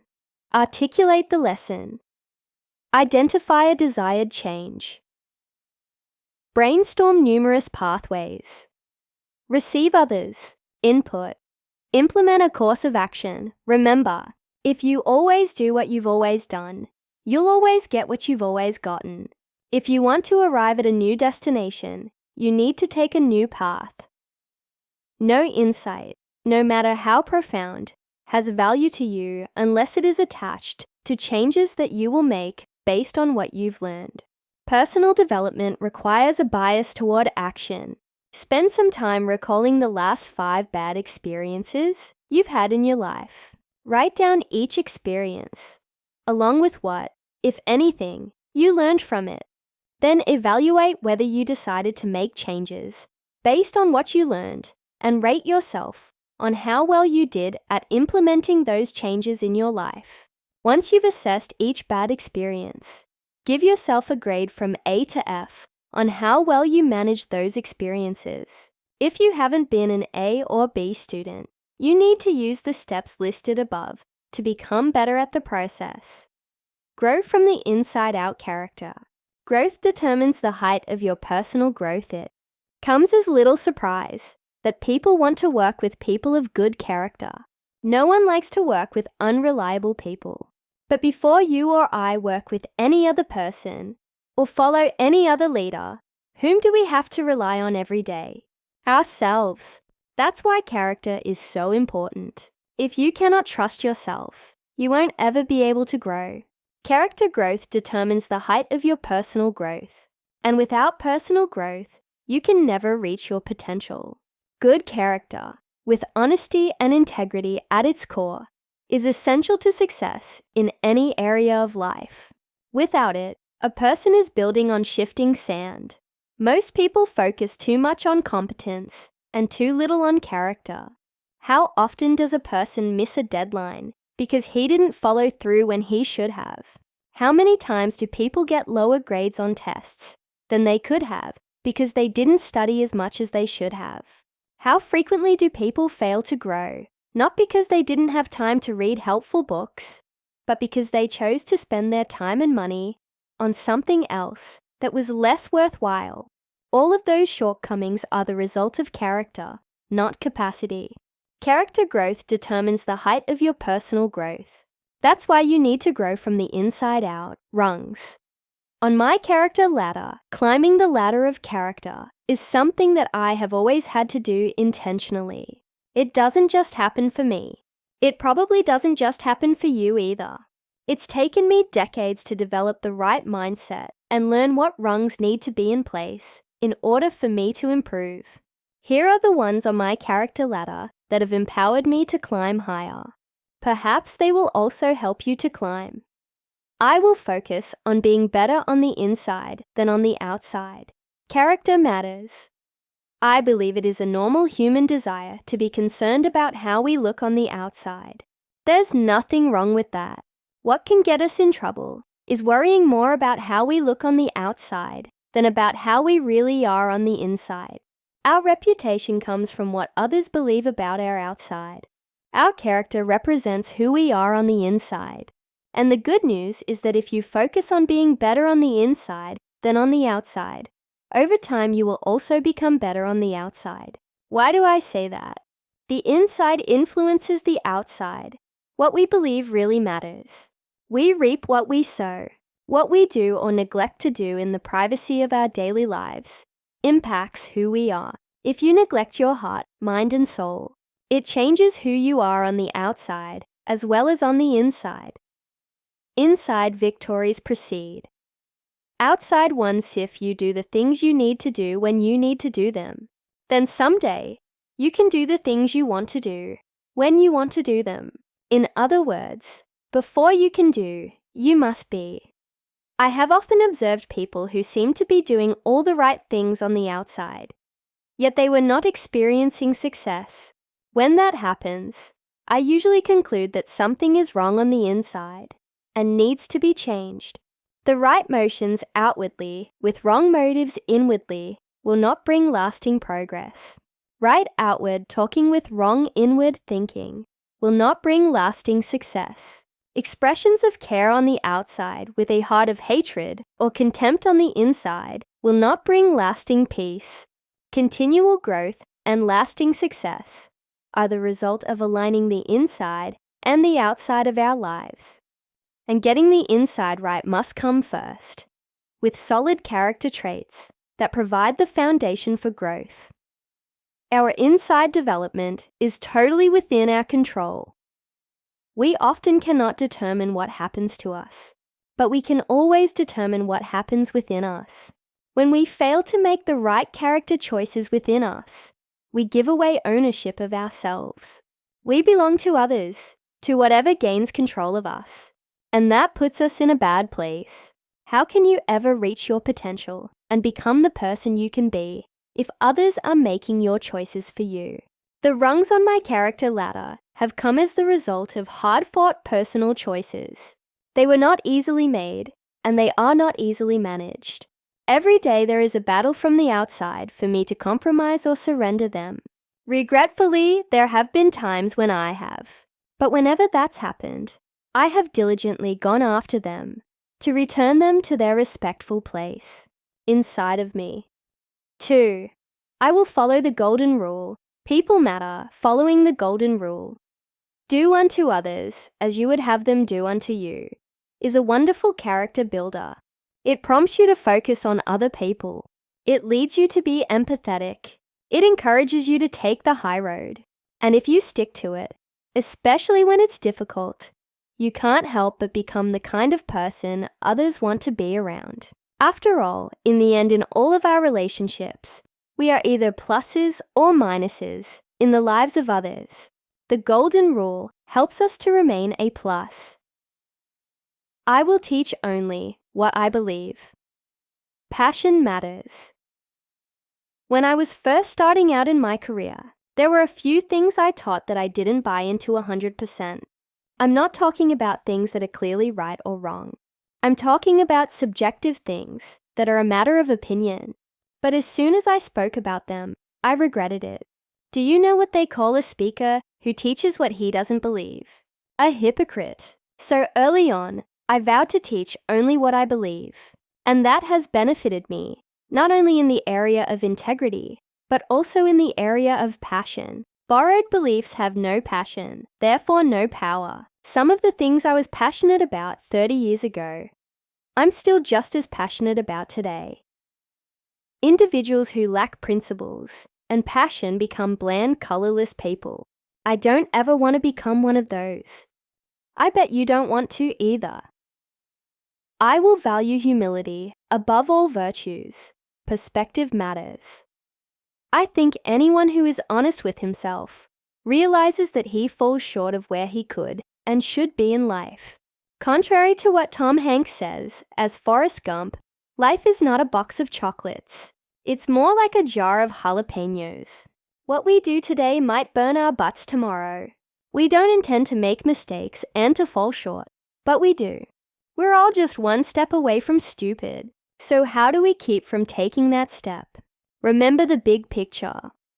Think the first thing to do is remind ourselves of the big picture. It's said that President John F. Kennedy kept a small plaque in the White House with the inscription, "Oh God, thy sea is so great, and my boat is so small." If the person known as the leader of the free world can keep perspective of his true place in the world, so should we. Recognize that everyone has weaknesses. Rick Warren gives good advice about how to remain humble.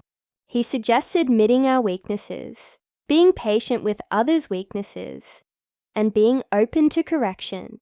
Of those three things, I have to admit that I do only one of them fairly well. I don't find it difficult to admit my weaknesses, maybe because I have so many. I have a much harder time being patient with others.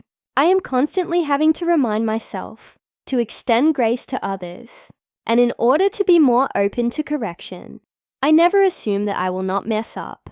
I develop relationships with good people who will speak the truth to me, and I set up accountability systems in my life. Be teachable. I love being around people who have a beginner's mindset. They think of themselves as apprentices instead of experts, and as a result, have a humble, teachable posture. They try to see things from others' perspective. They are open to new ideas. They possess a thirst for knowledge. They ask questions and know how to listen. And they gather as much information as possible before making decisions. I admire such people and try to be like them. Be willing to serve others. Few things are better for cultivating character and developing humility than serving others. Putting others first right-sizes our egos and perspective. How does a person who is used to winning remind himself that it's not all about him? By serving others.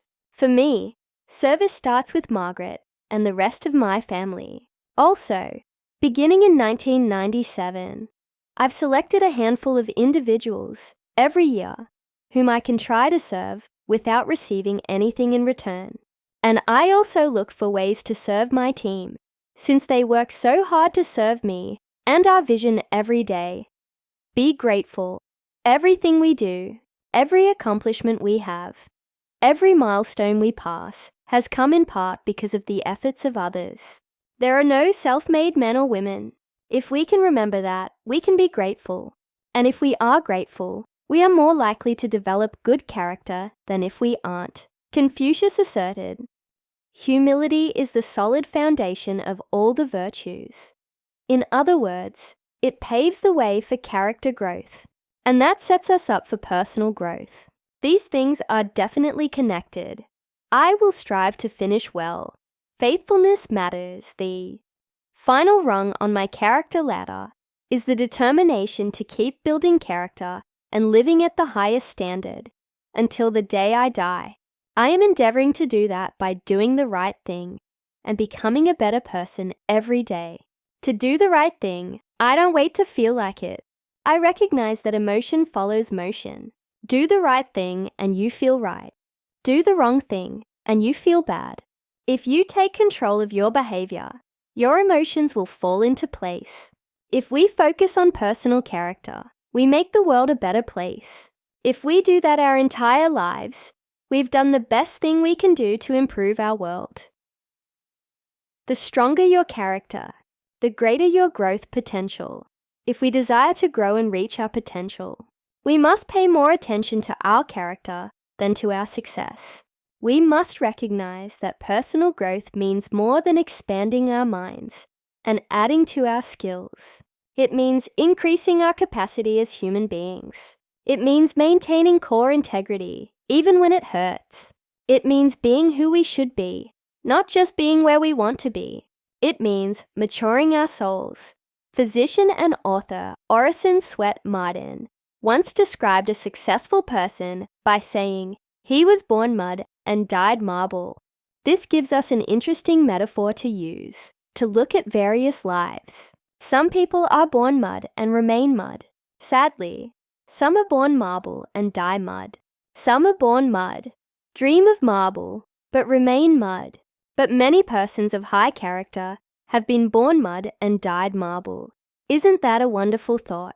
I hope that can be said of me at the end of my life, and I hope the same for you.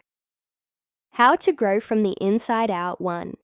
Assess where you have put most of your focus up until this point in your life. Has it been on improving on the inside or on the outside? Here are some of the ways you can do that. Compare how much you spent in the last 12 months on clothing, jewelry, accessories, and so on, versus how much you spent on books, conferences, and that sort of thing. Compare how much time you spent in the last month on personal and spiritual growth versus activities related to appearance. If you exercise regularly, examine what benefits you are striving for. Do they relate to inner health or outer appearance? If your assessment reveals more of an outward focus, than an inward one. Then determine how to shift your focus by adding time, money, and attention to the things that will make you grow, even if they do not show, sis. Plan to spend time in the coming months to regularly serve others. Putting aside your own agenda and putting others first will help you to develop humility, character, and others-mindedness. Start with your family if you aren't in the habit of doing things for them. Another idea is to set aside at least an hour every week for volunteering. Schedule it and then give it 100% of your focus while you're serving. What are you doing every day to develop the habit of character growth? Are you giving attention to your soul? Are you doing hard or unpleasant things? Are you practicing the golden rule and putting others ahead of yourself? Your character isn't set. You can improve it. It's never too late.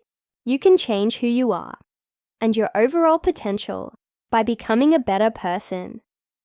Get used to stretching yourself. Growth stops when you lose the tension between where you are and where you could be. I prepared to write this chapter. I was reminded of all the professional stretching I've had to do over the course of my career. One of my favorite quotes, which I collected as a teenager, says God's gift to us, potential, our gift to God, developing it many years ago. During one of the sessions I taught at a leadership conference, I put a rubber band on the table at the place of every attendee. Then I started the session by asking about all the ways people could think of for using them. At the end of the discussion time, I asked them if they could identify the one thing all of their uses had in common. Maybe you've already guessed what it was. Rubber bands are useful only when they are stretched. That can also be said of us. We have the greatest value when we are stretched, and only by continually stretching, not only physically, but also mentally, emotionally, and spiritually, will we reach our potential. Here is why stretching has such great value. Few people want to stretch most. People use only a small fraction of their ability and rarely strive to reach their full potential. There is no tension to grow in their lives, little desire to stretch. Too many people are willing to settle for average in life. I cannot stand the idea of settling for average, can you? Nobody admires average. The best organizations don't pay for average. Mediocrity is not worth shooting for. We must be aware of the gap that stands between us and our potential, and let the tension of that gap motivate us to keep striving to become better. Settling for the status quo ultimately leads to dissatisfaction. Believe most people are naturally tempted to settle into a comfort zone where they choose comfort over potential. They fall into familiar patterns and habits, doing the same things in the same ways with the same people at the same time and getting the same results. It's true that being in your comfort zone may feel good, but it leads to mediocrity and therefore dissatisfaction.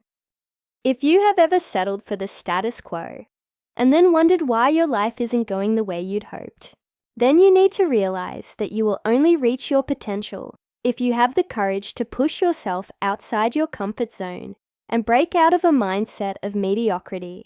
You must be willing to leave behind what feels familiar, safe, and secure. You must give up excuses and push forward. You must be willing to face the tension that comes from stretching toward your potential.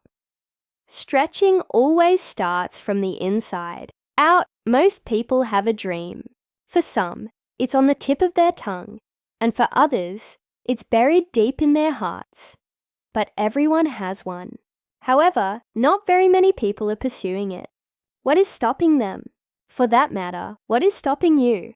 Most Americans want to lose weight, but they don't make the effort to do so. I run across people all the time who tell me that they want to write a book. But when I ask, have you started writing? The answer is almost always no. Instead of wishing, wanting, and waiting, people need to search inside themselves for reasons to start. It's wise to remember that our situation in life is mainly due to the choices we make and the actions we take or fail to take. The older we are, the more responsible we are for our situation. If you are merely average, or if you are no closer to your dream this year than you were last year, you can choose to accept it, defend it, cover it up, and explain it away, or you can choose to change it, grow from it, and forge a new path. Where do you find the internal impetus for stretching? Measure what you're doing against what you're capable of. Measure yourself against yourself. Make a contest of it. If you have no idea what you might be capable of, talk to people who care about you and believe in you. Don't have any people in your life who fit that description? Then go look for some. Find a mentor who can help you see yourself for who you could be, not who you currently are, and then use that image to inspire you to start stretching. Stretching always requires change. Growth doesn't come from staying in your comfort zone. You can't improve and avoid change at the same time. So how do you embrace change and kick yourself out of your comfort zone? First of all, stop looking over your shoulder. It's difficult to focus on your past and change in the present. That's why for years I had on my desk a little plaque that said, "Yesterday ended last night." It helped me to focus on the present and work to improve what I could today. That's important. Second, if you want to grow and change, you must take risks. Innovation and progress are often initiated by people who push for change. It's unfortunate that the word entrepreneur has come to mean gambler to some people, but risk has advantages. People who take risks learn more and faster than those who don't. Their depth and range of experience is often greater, and they learn how to solve problems. All of these things help a person to grow. The greatest stretching seasons of life come when we do what we have never done, push ourselves harder, and reach in a way that is uncomfortable to us. That takes courage. But the good news is that it causes us to grow in ways we thought were impossible. Stretching sets you apart from others. America seems to be increasingly satisfied with mediocrity, yet it isn't at its root a national problem. It's a personal concession to do less than our best. It takes an individual to say, "I guess good enough is good enough." But unfortunately, mediocrity spreads from person to person and eventually metastasizes until an entire nation is at risk. Excellence seems to be moving farther and farther from the norm. However, people who focus on stretching and use the tension between where they are and where they could be as impetus to stretch can distinguish themselves from their peers. Improving yourself is the best way to help your team, your community, and your family. Successful people set themselves apart because they initiate the improvement others need. When you get better, those around you benefit. Excellence has the potential to spread in the same way that mediocrity does. The positives or negatives of a group always begin with one. When you get better, so will others. Stretching can become a lifestyle. When we stop stretching, I believe we stop really living. We may keep on breathing, our vital life signs may be working, but we are dead on the inside and dead to our greatest possibilities. I'm getting older. I will not always be able to perform at my peak level, but I intend to keep reading, asking questions, talking to interesting people, working hard, and exposing myself to new experiences until I die. Too many people are dead, but just haven't made it official yet. I'm going to keep on stretching until I'm all stretched out. And it doesn't matter whether I see success today or not. Why? Because sadly, many people stop growing after they have tasted success. I don't want success, no matter how great or small, to derail me, miss. Stretching gives you a shot at significance. Indian statesman Mahatma Gandhi stated, "The difference between what we do and what we are capable of doing would suffice to solve most of the world's problems." That difference is the gap between good and great, and what closes the gap is our willingness to stretch. People who exist on the good side of the gap live in the land of the permissible. What they do is okay. They follow the rules and don't make waves.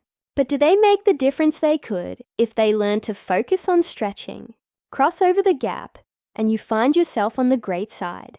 That is the land of the possible. It's where people achieve in extraordinary fashion.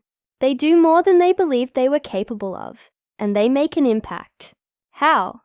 By continually focusing on making the next stretch. They continually leave their comfort zone and stretch toward their capacity zone. We may appreciate what we did yesterday, but we should never put it on a pedestal. It should look small in comparison to the possibilities in the future. Looking forward fills us with energy. We resonate with the words of Robert Louis Stevenson, who said, "To be what we are and to become what we are capable of becoming is the only end in life. Significance can be birthed within each of us. If we are willing to stretch, that seed can grow until it begins to bear fruit in our lives." What's fantastic is that the change within us challenges us to make changes around us, and our growth creates a belief in us that others can grow. When that happens in a positive environment and everybody is stretching and growing, then indifference is replaced with make a difference. And that's how we begin to change our world. How to get used to stretching yourself. In what areas of your life have you lost your stretch and settled in? Wherever they are, you need to find internal reasons to seek the tension to stretch again. Tap into your internal discontent to get you going. Where are you falling short of your potential? What goals haven't you hit that you know you're capable of? What habits have you developed that are hindering you from moving forward? What areas of past success have you stopped winning in? Remember, change is the key to growth. Use your lack of satisfaction to get you started any place you've stalled. Be strategic to maintain the tension between where you are and where you could be by continually resetting. Intermediate range goals for yourself. If goals are too immediate, you lose the tension when you achieve them quickly. If the goals are too lofty, they can seem too difficult to achieve and become discouraging. What is the right time frame for you to maintain the tension? 3 months? 6 months? A year? Set goals for yourself according to your individual personality, and then keep revisiting them at the end of those time increments. You want the goal to be just barely within reach. Not too easy, but not impossible either. Being able to figure this out is an art, but it will pay tremendous dividends in your life. If you need an overarching goal to keep you stretching, think about what significant action you could take if only you become what you could be. Dream big and set this as your lifetime goal. Make smart trade-offs. You have to give up to grow up. What will it take for you to go to the next level? Vision, yes. Hard work, of course. Personal growth, definitely. How about letting go of some of the things that you love and value most? Yes, and believe it or not, this is the thing that often holds people back, even those who have achieved some level of success. When you're first starting out in your career, it's not very hard to give up to grow up. In fact, you're willing to give up everything for an opportunity. Why? Because your everything isn't much of anything. But what about when you've started to earn some things? A job you enjoy, a good salary, a home, a community you've become a part of, a level of security. Are you willing to give up those things for a chance at doing something that will take you closer to your potential? The truth about trade-offs life has many intersections, opportunities to go up or down. At these intersections, we make choices. We can add something to our life, subtract from it, or exchange something we have for something we don't. The most successful people know when to do which one of those three. Here are some insights that I hope will help you to understand trade-offs, spot them, and use them to your advantage. Trade-offs are available to us throughout life. Everybody makes trades throughout life, whether they know it or not. The question is whether you are going to make good ones or bad ones. In general, I believe that unsuccessful people make bad trade-offs. Average people make few trade-offs.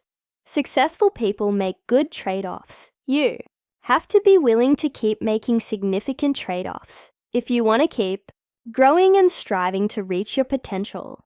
When you stop making them, you will arrive at a dead end in life. And at that point, your growth will be done. And that will be the day that your best years are behind you and your potential is no longer ahead of you. We must learn to see trade-offs as opportunities for growth. Nothing creates a greater gap between successful and unsuccessful people than the choices we make. Too often, people make life more difficult for themselves because they make bad choices at the intersections of their life, or they decline to make choices because of fear. But it's important to remember that while we don't always get what we want, we always get what we choose. Whenever I face an opportunity for a trade-off, I ask myself two questions. What are the pluses and minuses of this trade-off? Anytime you react to one of life's crossroads, according to fear, rather than looking at its merits, you close yourself off from a potential opportunity. Figuring out the pluses and minuses of any given choice helps you deal with that fear.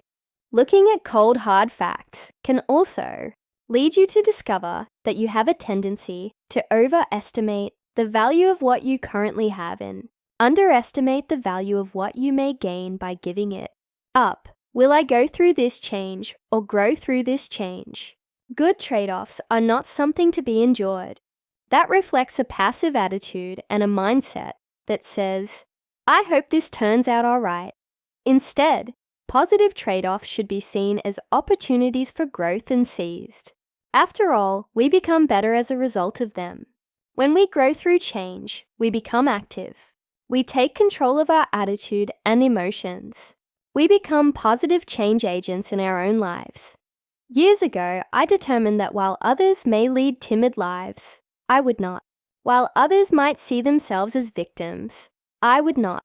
While others leave their future in someone else's hands, I will not.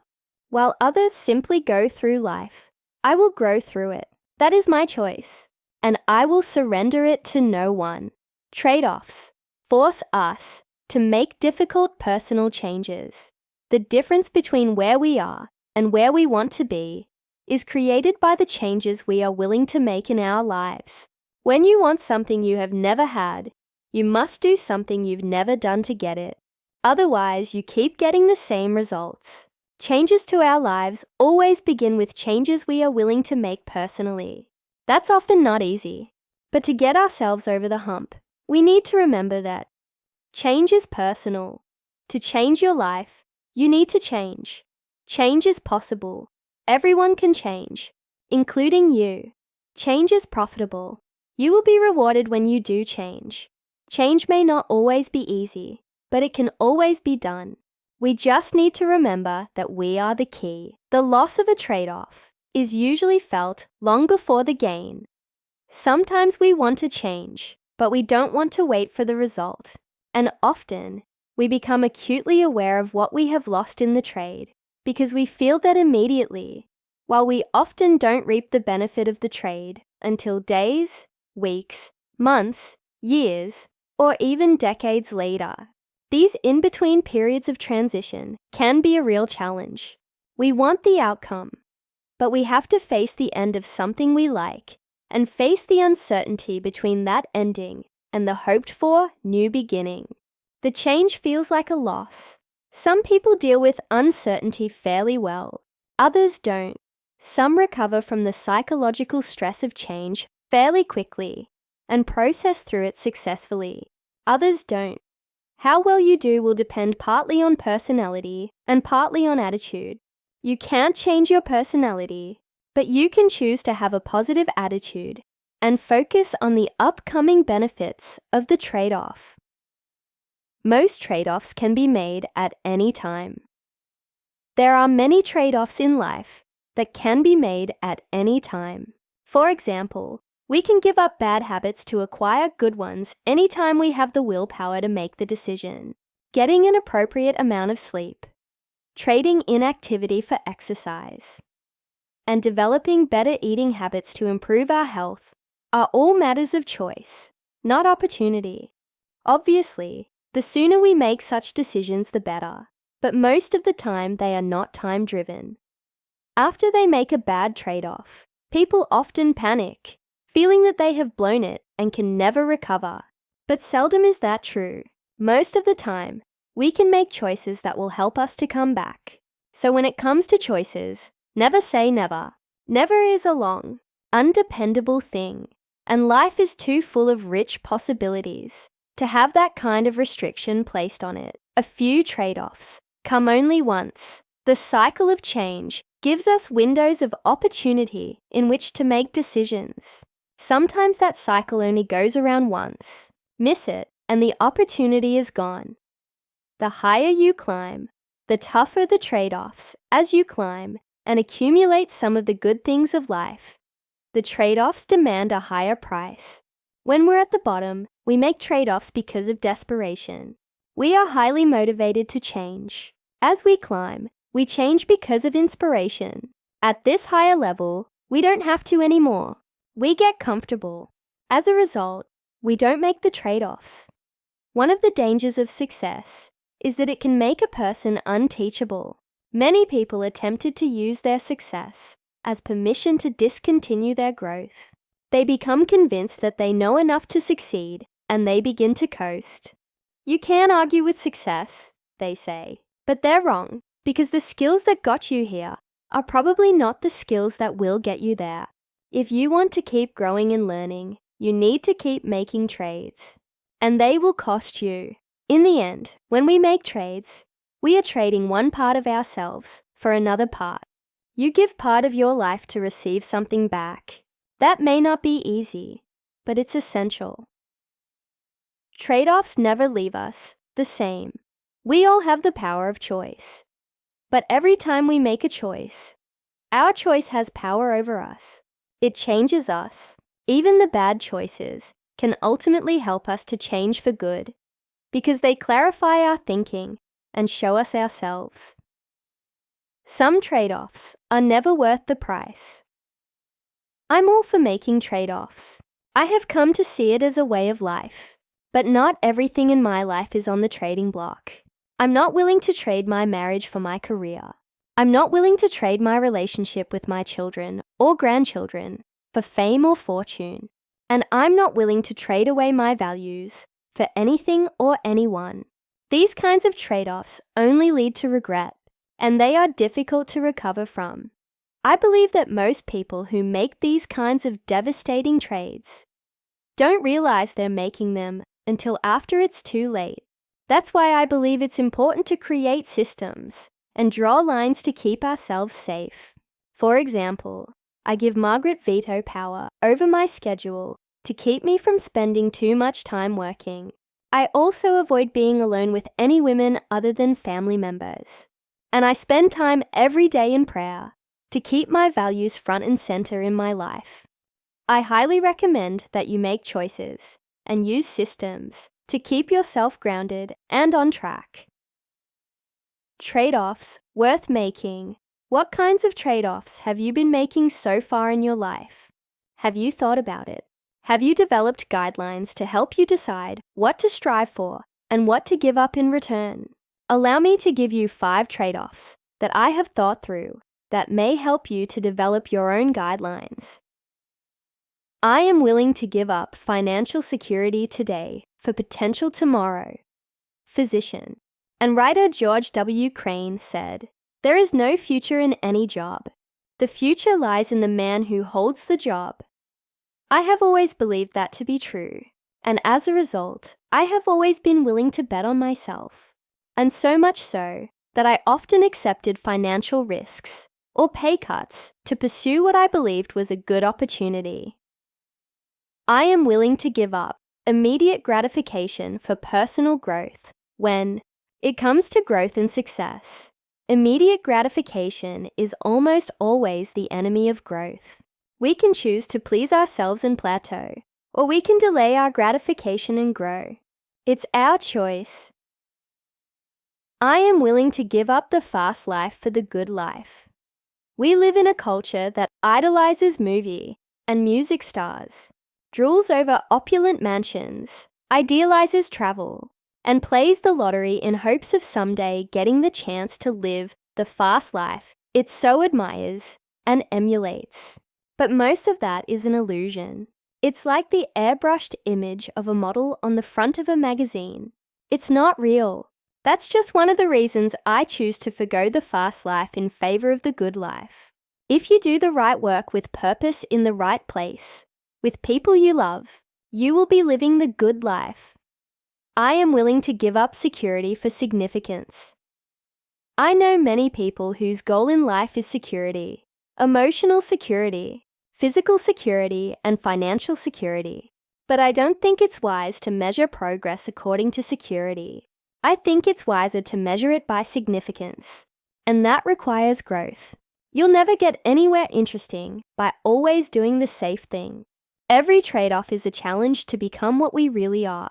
Managed correctly, trade-offs can create opportunities to help others become who they really are. That is significance. 5.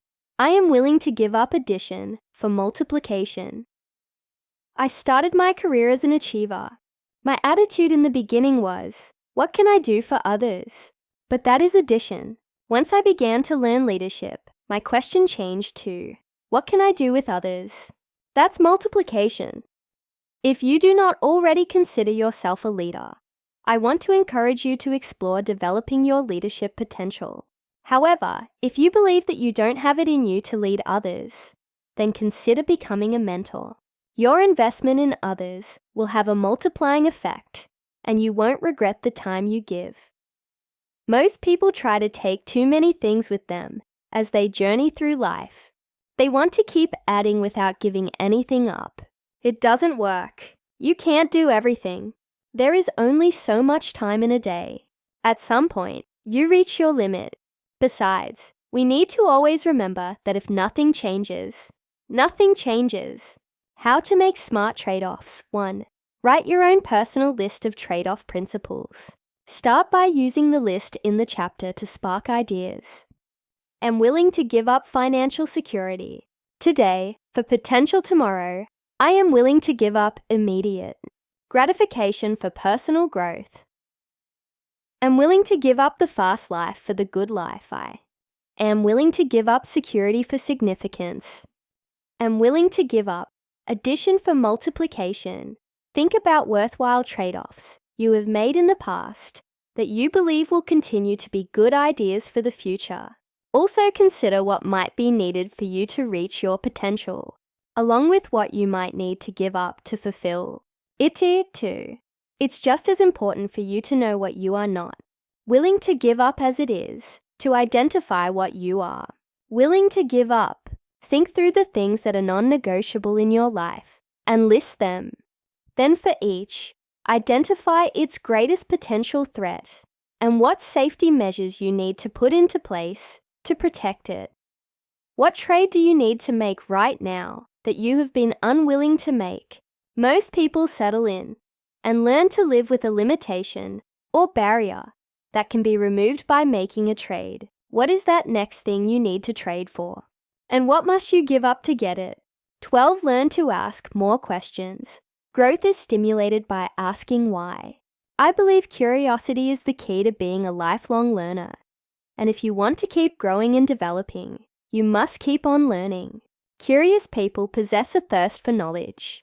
They are interested in life, people, ideas, experiences, and events, and they live in a constant state of wanting to learn more. They continually ask why. Curiosity is the primary catalyst for self-motivated learning. People who remain curious don't need to be encouraged to ask questions or explore. They just do it all the time, and they keep doing it. They know that the trail to discovery is just as exciting as the discoveries themselves, because there are wonderful things to be learned along the way. How to cultivate curiosity. I often wonder why more people aren't curious. So many people seem to be indifferent. Why don't they ask why? Are some people simply born without the desire to learn? Are some people just mentally lazy? Or does life become so routine for some people that they don't mind living in a rut, doing the same things day in and day out? Can such people wake up their minds and become more curious, so growth becomes more natural to them? I believe so, which is why I recommend the following 10 suggestions for cultivating curiosity. Believe you can be curious. Many people fill their minds with limiting beliefs. Their lack of personal confidence or self-esteem causes them to create barriers for themselves and put limitations on how and what they think. The result, they fail to reach their potential, not because they lack capacity, but because they are unwilling to expand their beliefs and break new ground. We cannot perform outwardly in a way that is inconsistent with how we think inwardly. You cannot be what you believe you aren't. But here's the good news. You can change your thinking, and as a result, your life. Give yourself permission to be curious. The single greatest difference between curious, growing people and those who aren't is the belief that they can learn, grow, and change. As I explained in the chapter on becoming an intentional learner, you must go after growth. Knowledge, understanding, and wisdom will not seek you out. You must go out and acquire it. The best way to do that is to remain curious. Have a beginner's mindset. The way you approach life and learning has nothing to do with your age. It has everything to do with your attitude.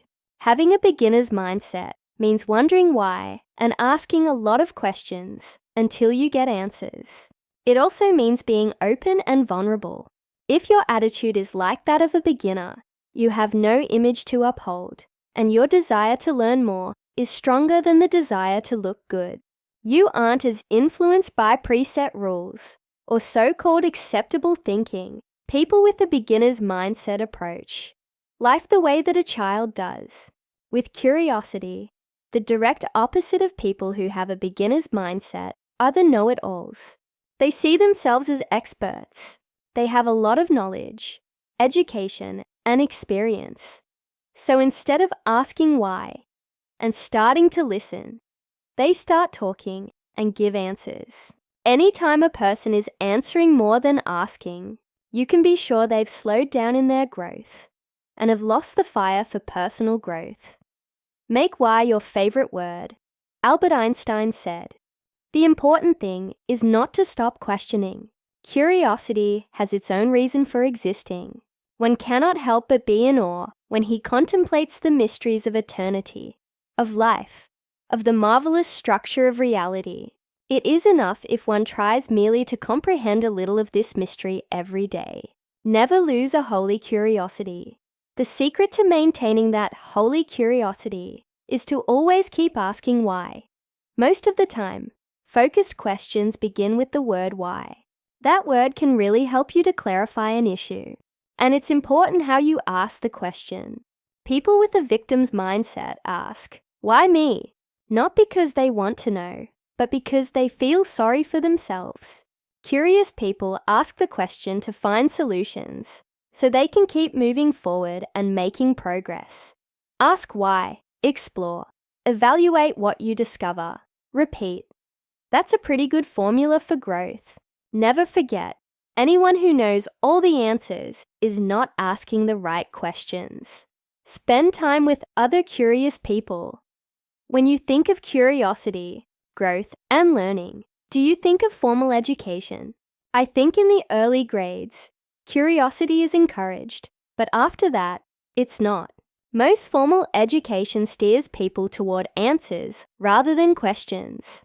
If you went to college, how many times did you hear a professor ask students to hold their questions until later so he could get through his notes or complete the syllabus? The emphasis is often on information over inquiry. Do you find an attitude of openness and inquiry in the corporate world instead? Usually not. Most corporations don't try to stimulate curiosity either. So what must you do to cultivate curiosity and stimulate growth? You must seek out other curious people. Curiosity is contagious.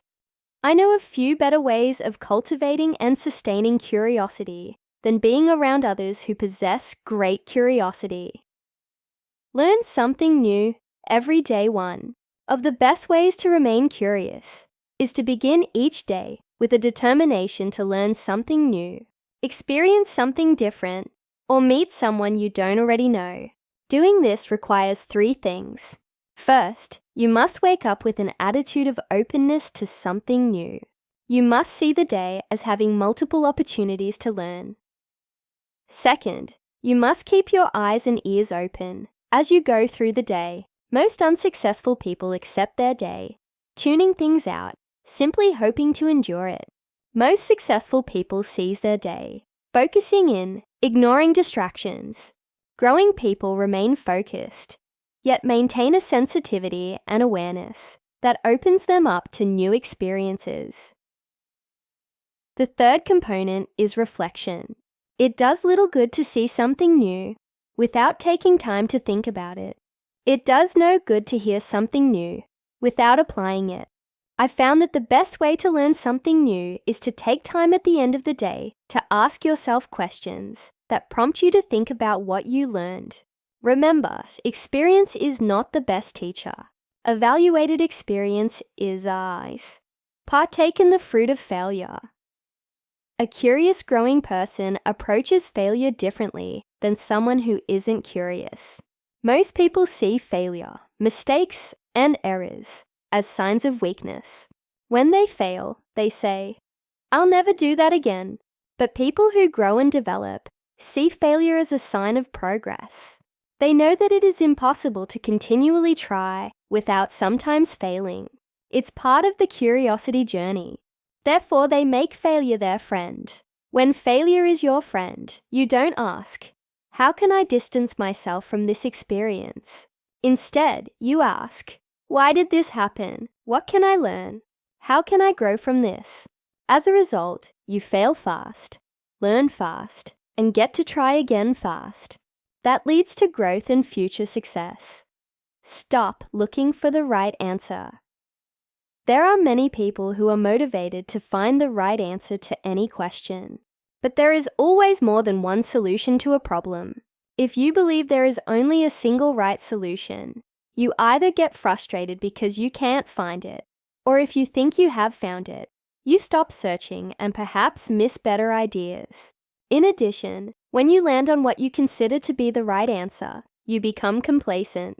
No idea is perfect. No matter how good it is, it can always be improved. If you want to avoid growing too comfortable and becoming stagnant, then keep asking questions and challenging the process. Keep asking if there is a better way to do things. Will that annoy complacent and lazy people? Yes. Will it energize, challenge, and inspire growing people? Yes. 8. Get over yourself. If you're going to ask questions and allow yourself to fail, then you will at times look foolish.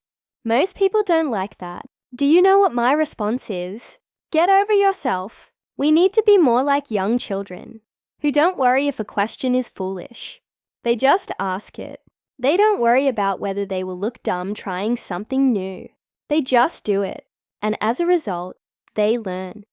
Get out of the box. Most revolutionary ideas were disruptive violations of existing rules. They upset the old order. Most in-the-box thinkers possess a scarcity mindset. They don't think there are many resources to go around. They believe they can't. The best way to make a sluggish mind active is to disturb its routine. Getting outside the box does that for a person. 10. Enjoy your life. Perhaps the greatest way to remain curious and keep growing is to enjoy life. That means taking risks, sometimes failing, sometimes succeeding, but always learning. When you enjoy your life, the lines between work and play begin to blur. We do what we love and love what we do. Everything becomes a learning experience. When you're curious, the entire world opens up to you, and there are few limits on what you can learn and how you can develop. How to learn to ask more questions. Think about the 3 to 5 major areas in your life where you focus most of your time and energy. How do you see yourself in each of those areas?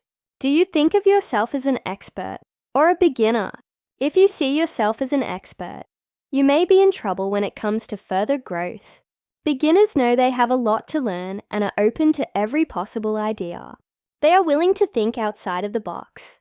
They don't get hung up on preconceived notions.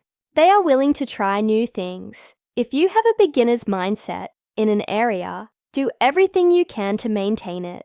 If you have come to think of yourself as an expert, beware. Find a way to rekindle a learner's attitude. Find a mentor who is ahead of you in that area, or look for the fun again. Make a list of the people you spend the most time with in a given week.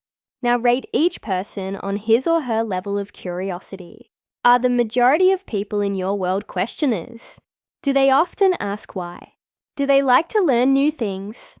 If not, you need to make some intentional changes to spend time with more curious people. One of the greatest obstacles to curiosity and learning is the reluctance to look foolish in the eyes of other people. There are 2 indications that this may be a potential problem in your life. The first is being afraid to fail. The second is taking yourself too seriously. The cure is to take what I call learning risks.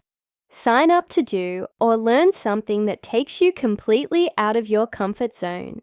Take an art class. Sign up for dance lessons. Study a martial art.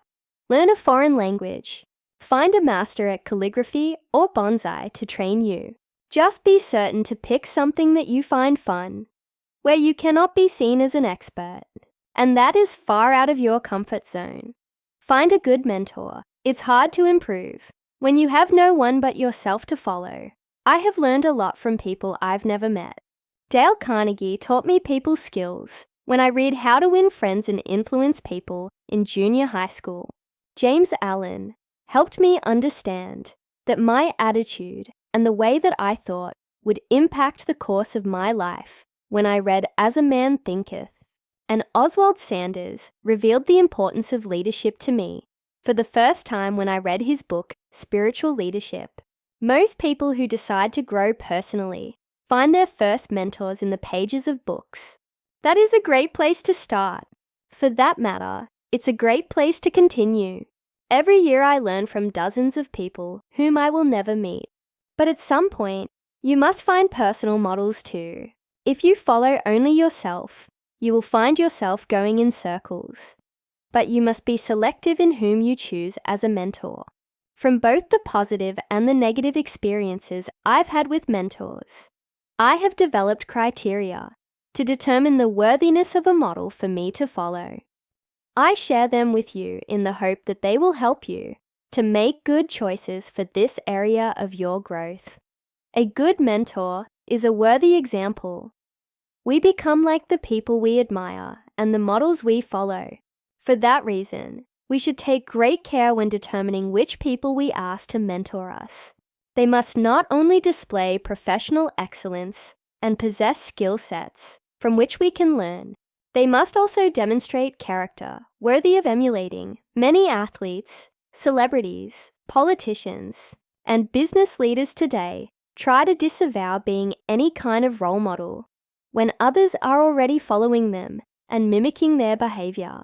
They want people to separate their personal behavior from their professional life, but such a division cannot really be made. As you look for role models and mentors, scrutinize their personal lives as carefully as their public performance. Your values will be influenced by theirs, so you shouldn't be too casual about whom you choose to follow. A good mentor is available. For us to be able to observe models up close and see what they do, we must have some contact with them. That requires access and availability. For us to be actively mentored, we must have time with people to ask questions and learn from their answers. The greatest piece of advice I can give in the area of availability is that when you are looking for a mentor, don't shoot too high too soon. If you're considering going into politics for the first time, you don't need the advice of the President of the United States. If you are a high school student thinking about learning to play the cello, you don't need to be mentored by Yo-Yo Ma. If you're fresh out of school and just starting your career, don't expect to get extensive mentoring time from the CEO of your organization. Why shouldn't I? You may be thinking, why not start with the best? First of all, if you're just starting out, nearly all of your questions can be answered by someone 2 or 3 levels ahead of you, not 10. and their answers will be fresh because they will have recently dealt with the issues you're dealing with.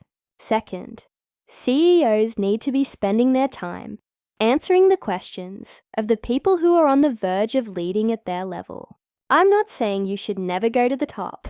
I'm saying spend the majority of your time being mentored by people who are available, willing, and suited for the stage of your career. And as you progress in your development, find new mentors for your new level of growth. A good mentor has proven experience. The farther you go in the pursuit of your potential, the more new ground you will have to break. How do you figure out how to proceed?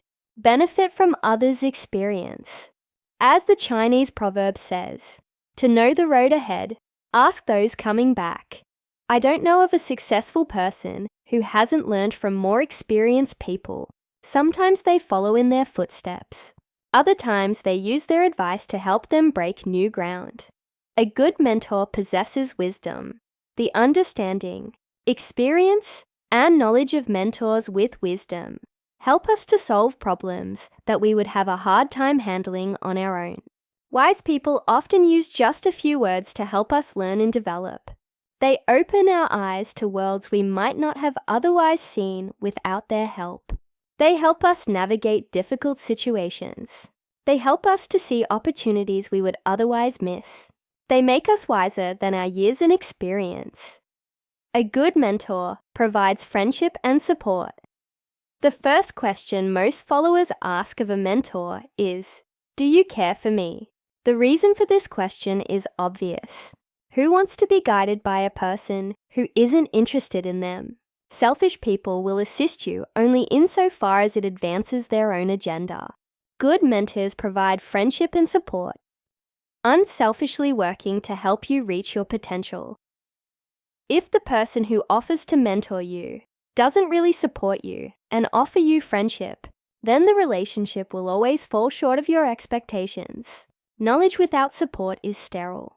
Advice without friendship feels cold. Candor without care is harsh. However, when you are being helped by someone who cares for you, it is emotionally satisfying. Growth comes from both the head and the heart.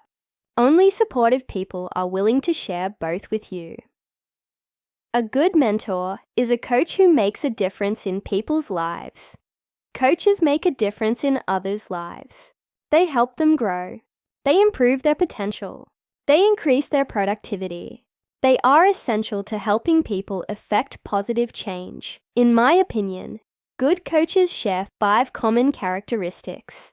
They care for the people they coach, observe their attitudes, behavior, and performance, align them with their strengths for peak performance, communicate and give feedback about their performance, help them to improve their lives and performance.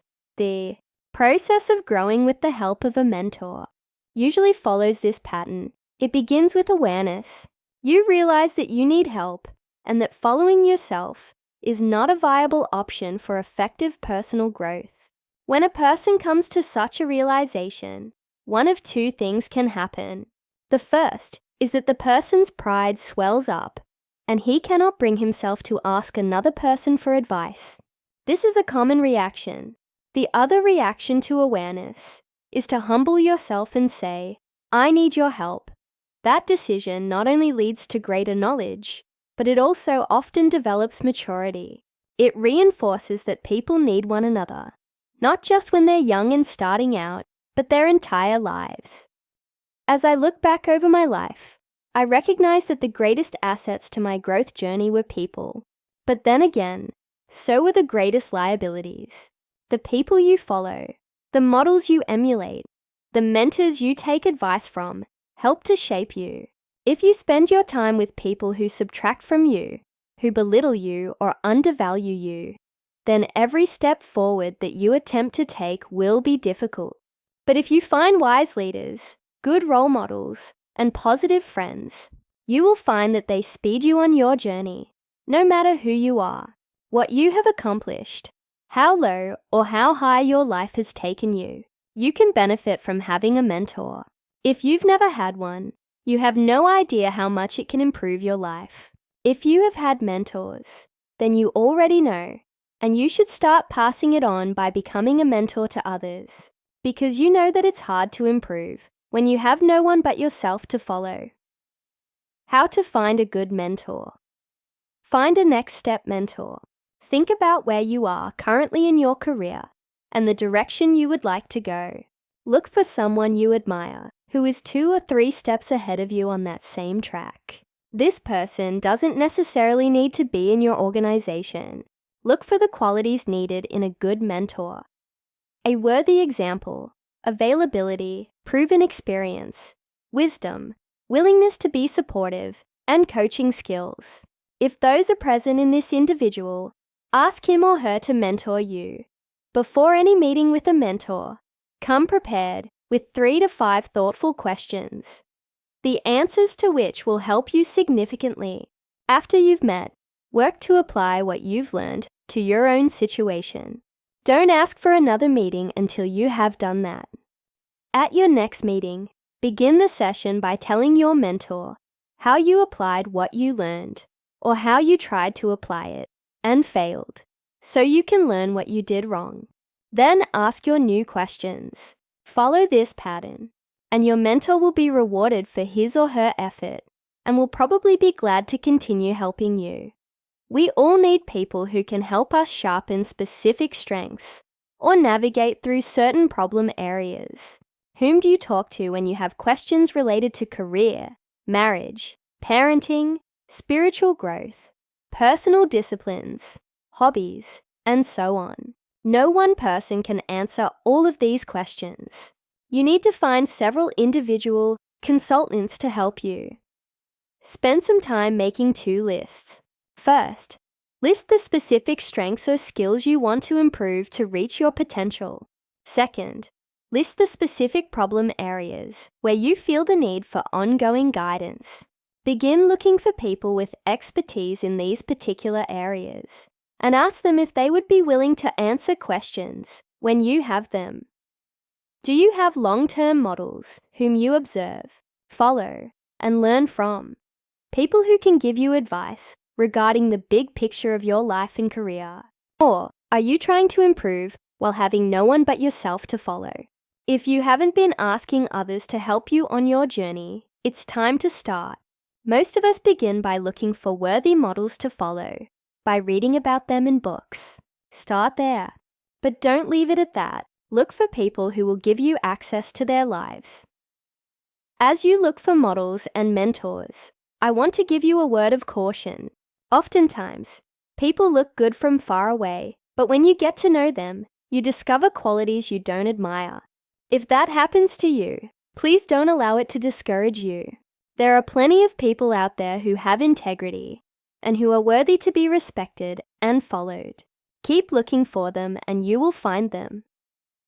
Focus on enlarging your potential growth. Always increases your capacity. Have you maxed out your capacity? Have you reached your full potential as a person? I believe that if you are reading this, the answer is no. If you're still breathing and you are of sound mind, then you have the potential to keep increasing your capacity. How do you push toward your potential and keep increasing your capacity? You must change how you think, and you must change your actions. By growing in these 2 key areas, you increase your capacity dramatically. How to increase your thinking capacity. I've heard that most experts believe people typically use only 10% of their true potential. That statement is staggering. If that is true, then the average person has huge capacity for improvement. It's as if we possess hundreds of acres of possibilities, but keep only half an acre under cultivation. So how do we tap into the unused 90%? The answer is found in changing how we think and what we do. Let's start by looking at how you need to think to increase your capacity. Stop thinking more work and start thinking what works. Ask most people how they can increase their capacity, and they'll tell you by working more. There's a problem with that solution. More work will not necessarily increase your capacity. More of the same usually results in more of the same, when what we actually want is better than what we have. To figure out what works, Ask yourself the following 3 questions. What am I required to do? What gives the greatest return? What gives me the greatest reward? These questions will help you to focus your attention on what you must do, what you ought to do, and what you really want to do. Stop thinking, "Can I?" and start thinking, "How can I?" At first glance, the questions "Can I?" and "How can I?" may appear to be very similar. However, the reality is that they are worlds apart in terms of results. "Can I?" is a question filled with hesitation and doubt. It is a question that imposes limitations. If that is the question you regularly ask yourself, you're undermining your efforts before you even begin. How many people could have accomplished much in life but failed to try because they doubted and answered no to the question, "Can I?" When you ask yourself, "How can I?" you give yourself a fighting chance to achieve something. The most common reason people don't overcome the odds is that they don't challenge themselves enough. They don't test their limits. They don't push their capacity. "How can I?" assumes there is a way. You just need to find it.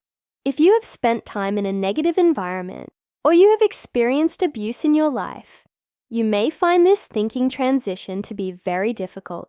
If that describes you, then let me take a moment to encourage you and explain something. I'm asking you to shift from "Can I?" to "How can I?" when maybe you need to change your thinking from "I can't" to "How can I?" I believe that if you've gotten this far in this book, then deep down, you already believe that you can achieve things. I believe you can too. I believe God has put in every person the potential to grow, expand, and achieve. The first step in doing that is believing that you can. I believe in you. As you get started, it may not look like you're making progress. That doesn't matter. Don't give up. You can change your thinking. You can believe in your potential. You can use failure as a resource to help you find the edge of your capacities. You can enlarge your potential every day by learning, growing, increasing your capacity. Stop thinking one door and start thinking many doors. When it comes to growth, you don't want to stake your future on one door. It may not open. It's much better to consider many possibilities and look for multiple answers to all of your questions. Think in terms of options. As I have learned to think many doors and explore options, here is what I have learned. There is more than one way to do something successfully. The odds of arriving anywhere increase with creativity and adaptability. Movement with intentionality creates possibilities. Failures and setbacks can be great tools for learning. Knowing the future is difficult. Controlling the future is impossible. Knowing today is essential. Controlling today is possible. Success is a result of continued action, filled with continual adjustments. The greatest challenge you will ever face is that of expanding your mind. It's like crossing the great frontier. You must be willing to be a pioneer, to enter uncharted territory, to face the unknown, to conquer your own doubts and fears. But here's the good news. If you can change your thinking, you can change your life. How to increase your capacity for action. If you want to expand your potential, and therefore your capacity, you must first change your thinking. However, if you change only your thinking and you neglect to change your actions, you will fall far short of your potential. To start expanding your capacity, take the following 3 steps. Stop doing only those things you have done before, and start doing those things you could and should do. The first step towards success is becoming good at what you know how to do. But the more that you do what you know, the more you discover additional worthy things you could do. When this occurs, you have a decision to make. Will you continue doing what you have always done? Or will you make the leap and try new things? Doing new things leads to innovation and new discoveries. And among those discoveries is the realization of things you should do on a consistent basis. If you do those, you will continue to grow and expand your potential. If you don't, you will plateau. The process of expanding one's potential is ongoing. It ebbs and flows. Opportunities come and go. The standards we must set for ourselves are constantly changing. What we could do changes as we develop. What we should do also evolves. We must leave behind some old things to take on new ones. It can be difficult work, but if we are willing, our lives are changed. 2. Stop doing what is expected and start doing more than is expected. We live in a culture that awards trophies to people for simply showing up, regardless of their contribution. Because of that, many people think they are doing well if they just do what is expected of them. I don't believe that helps people reach their potential or expand their capacity. To distinguish yourself, get noticed, and advance your career, you need to do and be more. You have to rise above average. You can do this by asking more of yourself than others ask, expecting more from yourself than others expect, believing more in yourself than others believe, doing more than others think you should have to do, giving more than others think you should give, and helping more than others think you should help. Doing more than is expected does more than just separate you from your colleagues by earning you a reputation for performance. It also trains you to develop a habit for excellence, and that compounds over time. Continued excellence expands your capabilities and your potential. Stop doing important things occasionally and start doing important things daily. Have you ever heard the expression, life is a great big canvas, and you should throw all the paint on it that you can? I like the intent and exuberance of those words, but I don't think that advice is very good. Unless you want a mess, a better thought is to make your life a masterpiece, which requires much thought, a clear idea, and selection when it comes to what paint you put on the canvas. How do you do that? By doing the important things every day. Advancing confidently in the direction of one's dreams means doing what is important every day. To do what's not important every day does nothing for you. It merely uses up your time. To do the right thing only occasionally does not lead to consistent growth and the expansion of your life. Both components are necessary. Daily growth leads to personal expansion. You have the potential to keep making progress until the day you die. If you have the right attitude about growth, you need to believe what Rabbi Samuel M. Silver did. The greatest of all miracles, he said, is that we need not be tomorrow what we are today, but we can improve if we make use of the potentials implanted in us by God. How to focus on enlarging your potential. Have you made the mental transition from I can't or can I to how can I? Test yourself. Do some dreaming. Then ask yourself, if I knew I could not fail, what would I attempt? If I had no limitations, what would I like to do? If finances were not an issue, what would I be doing with my life? Take time and write your answers to those questions. Now look at your answers. What is your gut level response to them? Do you look at them and think, that's far-fetched? This is impossible. How outlandish. Or do you look at them and think, how can I do that? What must I do to make this happen? What will I have to trade to make this transition? If it's the latter, you are mentally ready to expand your capacity. If it's the former, you still have work to do. Spend some time figuring out what's stopping you from believing you can make the changes necessary to expand your life. Give yourself an effectiveness audit so you can be sure you are thinking, what works? Instead of more work, go back through your calendar and to-do lists from the past 4 weeks. By the way, if you aren't using some kind of system to plan your days, that's the first step you need to take. Try to quantify the amount of time you spent on every action and activity during those 4 weeks. Then think about how much time you believe each activity should have taken and give yourself an efficiency rating from A+ to F. Now sort all the activities into categories. Where do you see patterns? What's working? What isn't working? What are you doing too much of? either because you're not being efficient enough or because the activity is off purpose. What changes do you need to make? Use the criteria of required, return, or reward to help you make judgments on what needs to change. Do you have a plan and system to make sure you are doing what's important daily? First, define what is essential to you on a daily basis. Once you've created your list, figure out how you will manage to follow through on each of those priorities every day so you stay on track and continue to expand your potential. Help others reach their potential. Growing yourself enables you to grow others. It is my hope that this final chapter will inspire you to be all you can be so you can help others to be all they can be. You cannot give what you do not have. But if you have worked to learn or earn something, you have the ability to pass it on to others.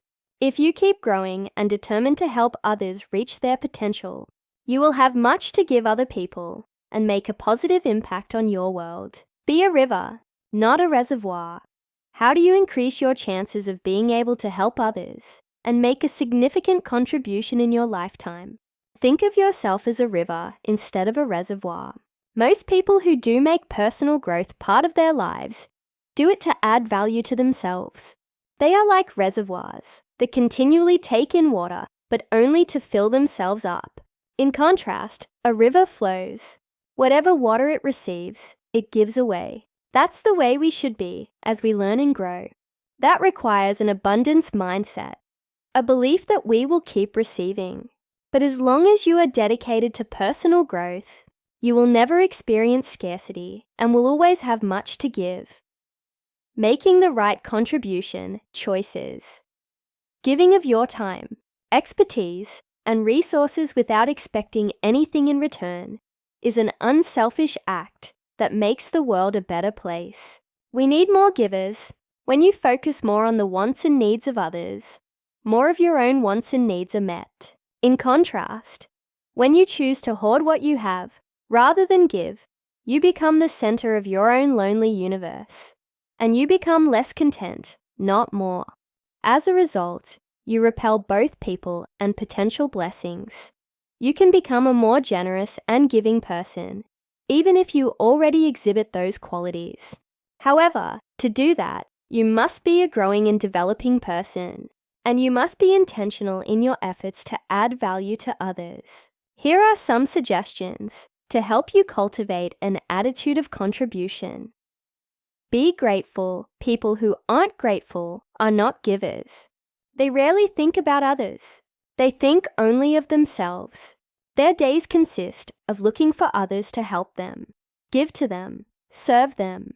And whenever others don't fulfill those expectations, they wonder why. Their selfishness keeps them from sowing, and their ingratitude makes them wonder why they don't reap a harvest. How can you show gratitude? By daily pouring into others and passing on to them the things that will allow them to run far and achieve beyond what you have done. Put people first. All the things of this world are temporary. People are what matter. Your career, hobbies, and other interests will die with you. People continue on. What you give to help others builds them up enough that they are able to give to others. It's a cycle that can continue on long after you're dead and gone. Treating others well not only benefits people, it also helps us navigate life better and puts us in a place where we can learn from others. The measure of success is not the number of people who serve you, but the number of people you serve. When people are number one in your life, adding value to them becomes natural. You do it as a matter of lifestyle. You add value to people because you value people and you believe that they have value. Don't let stuff own you.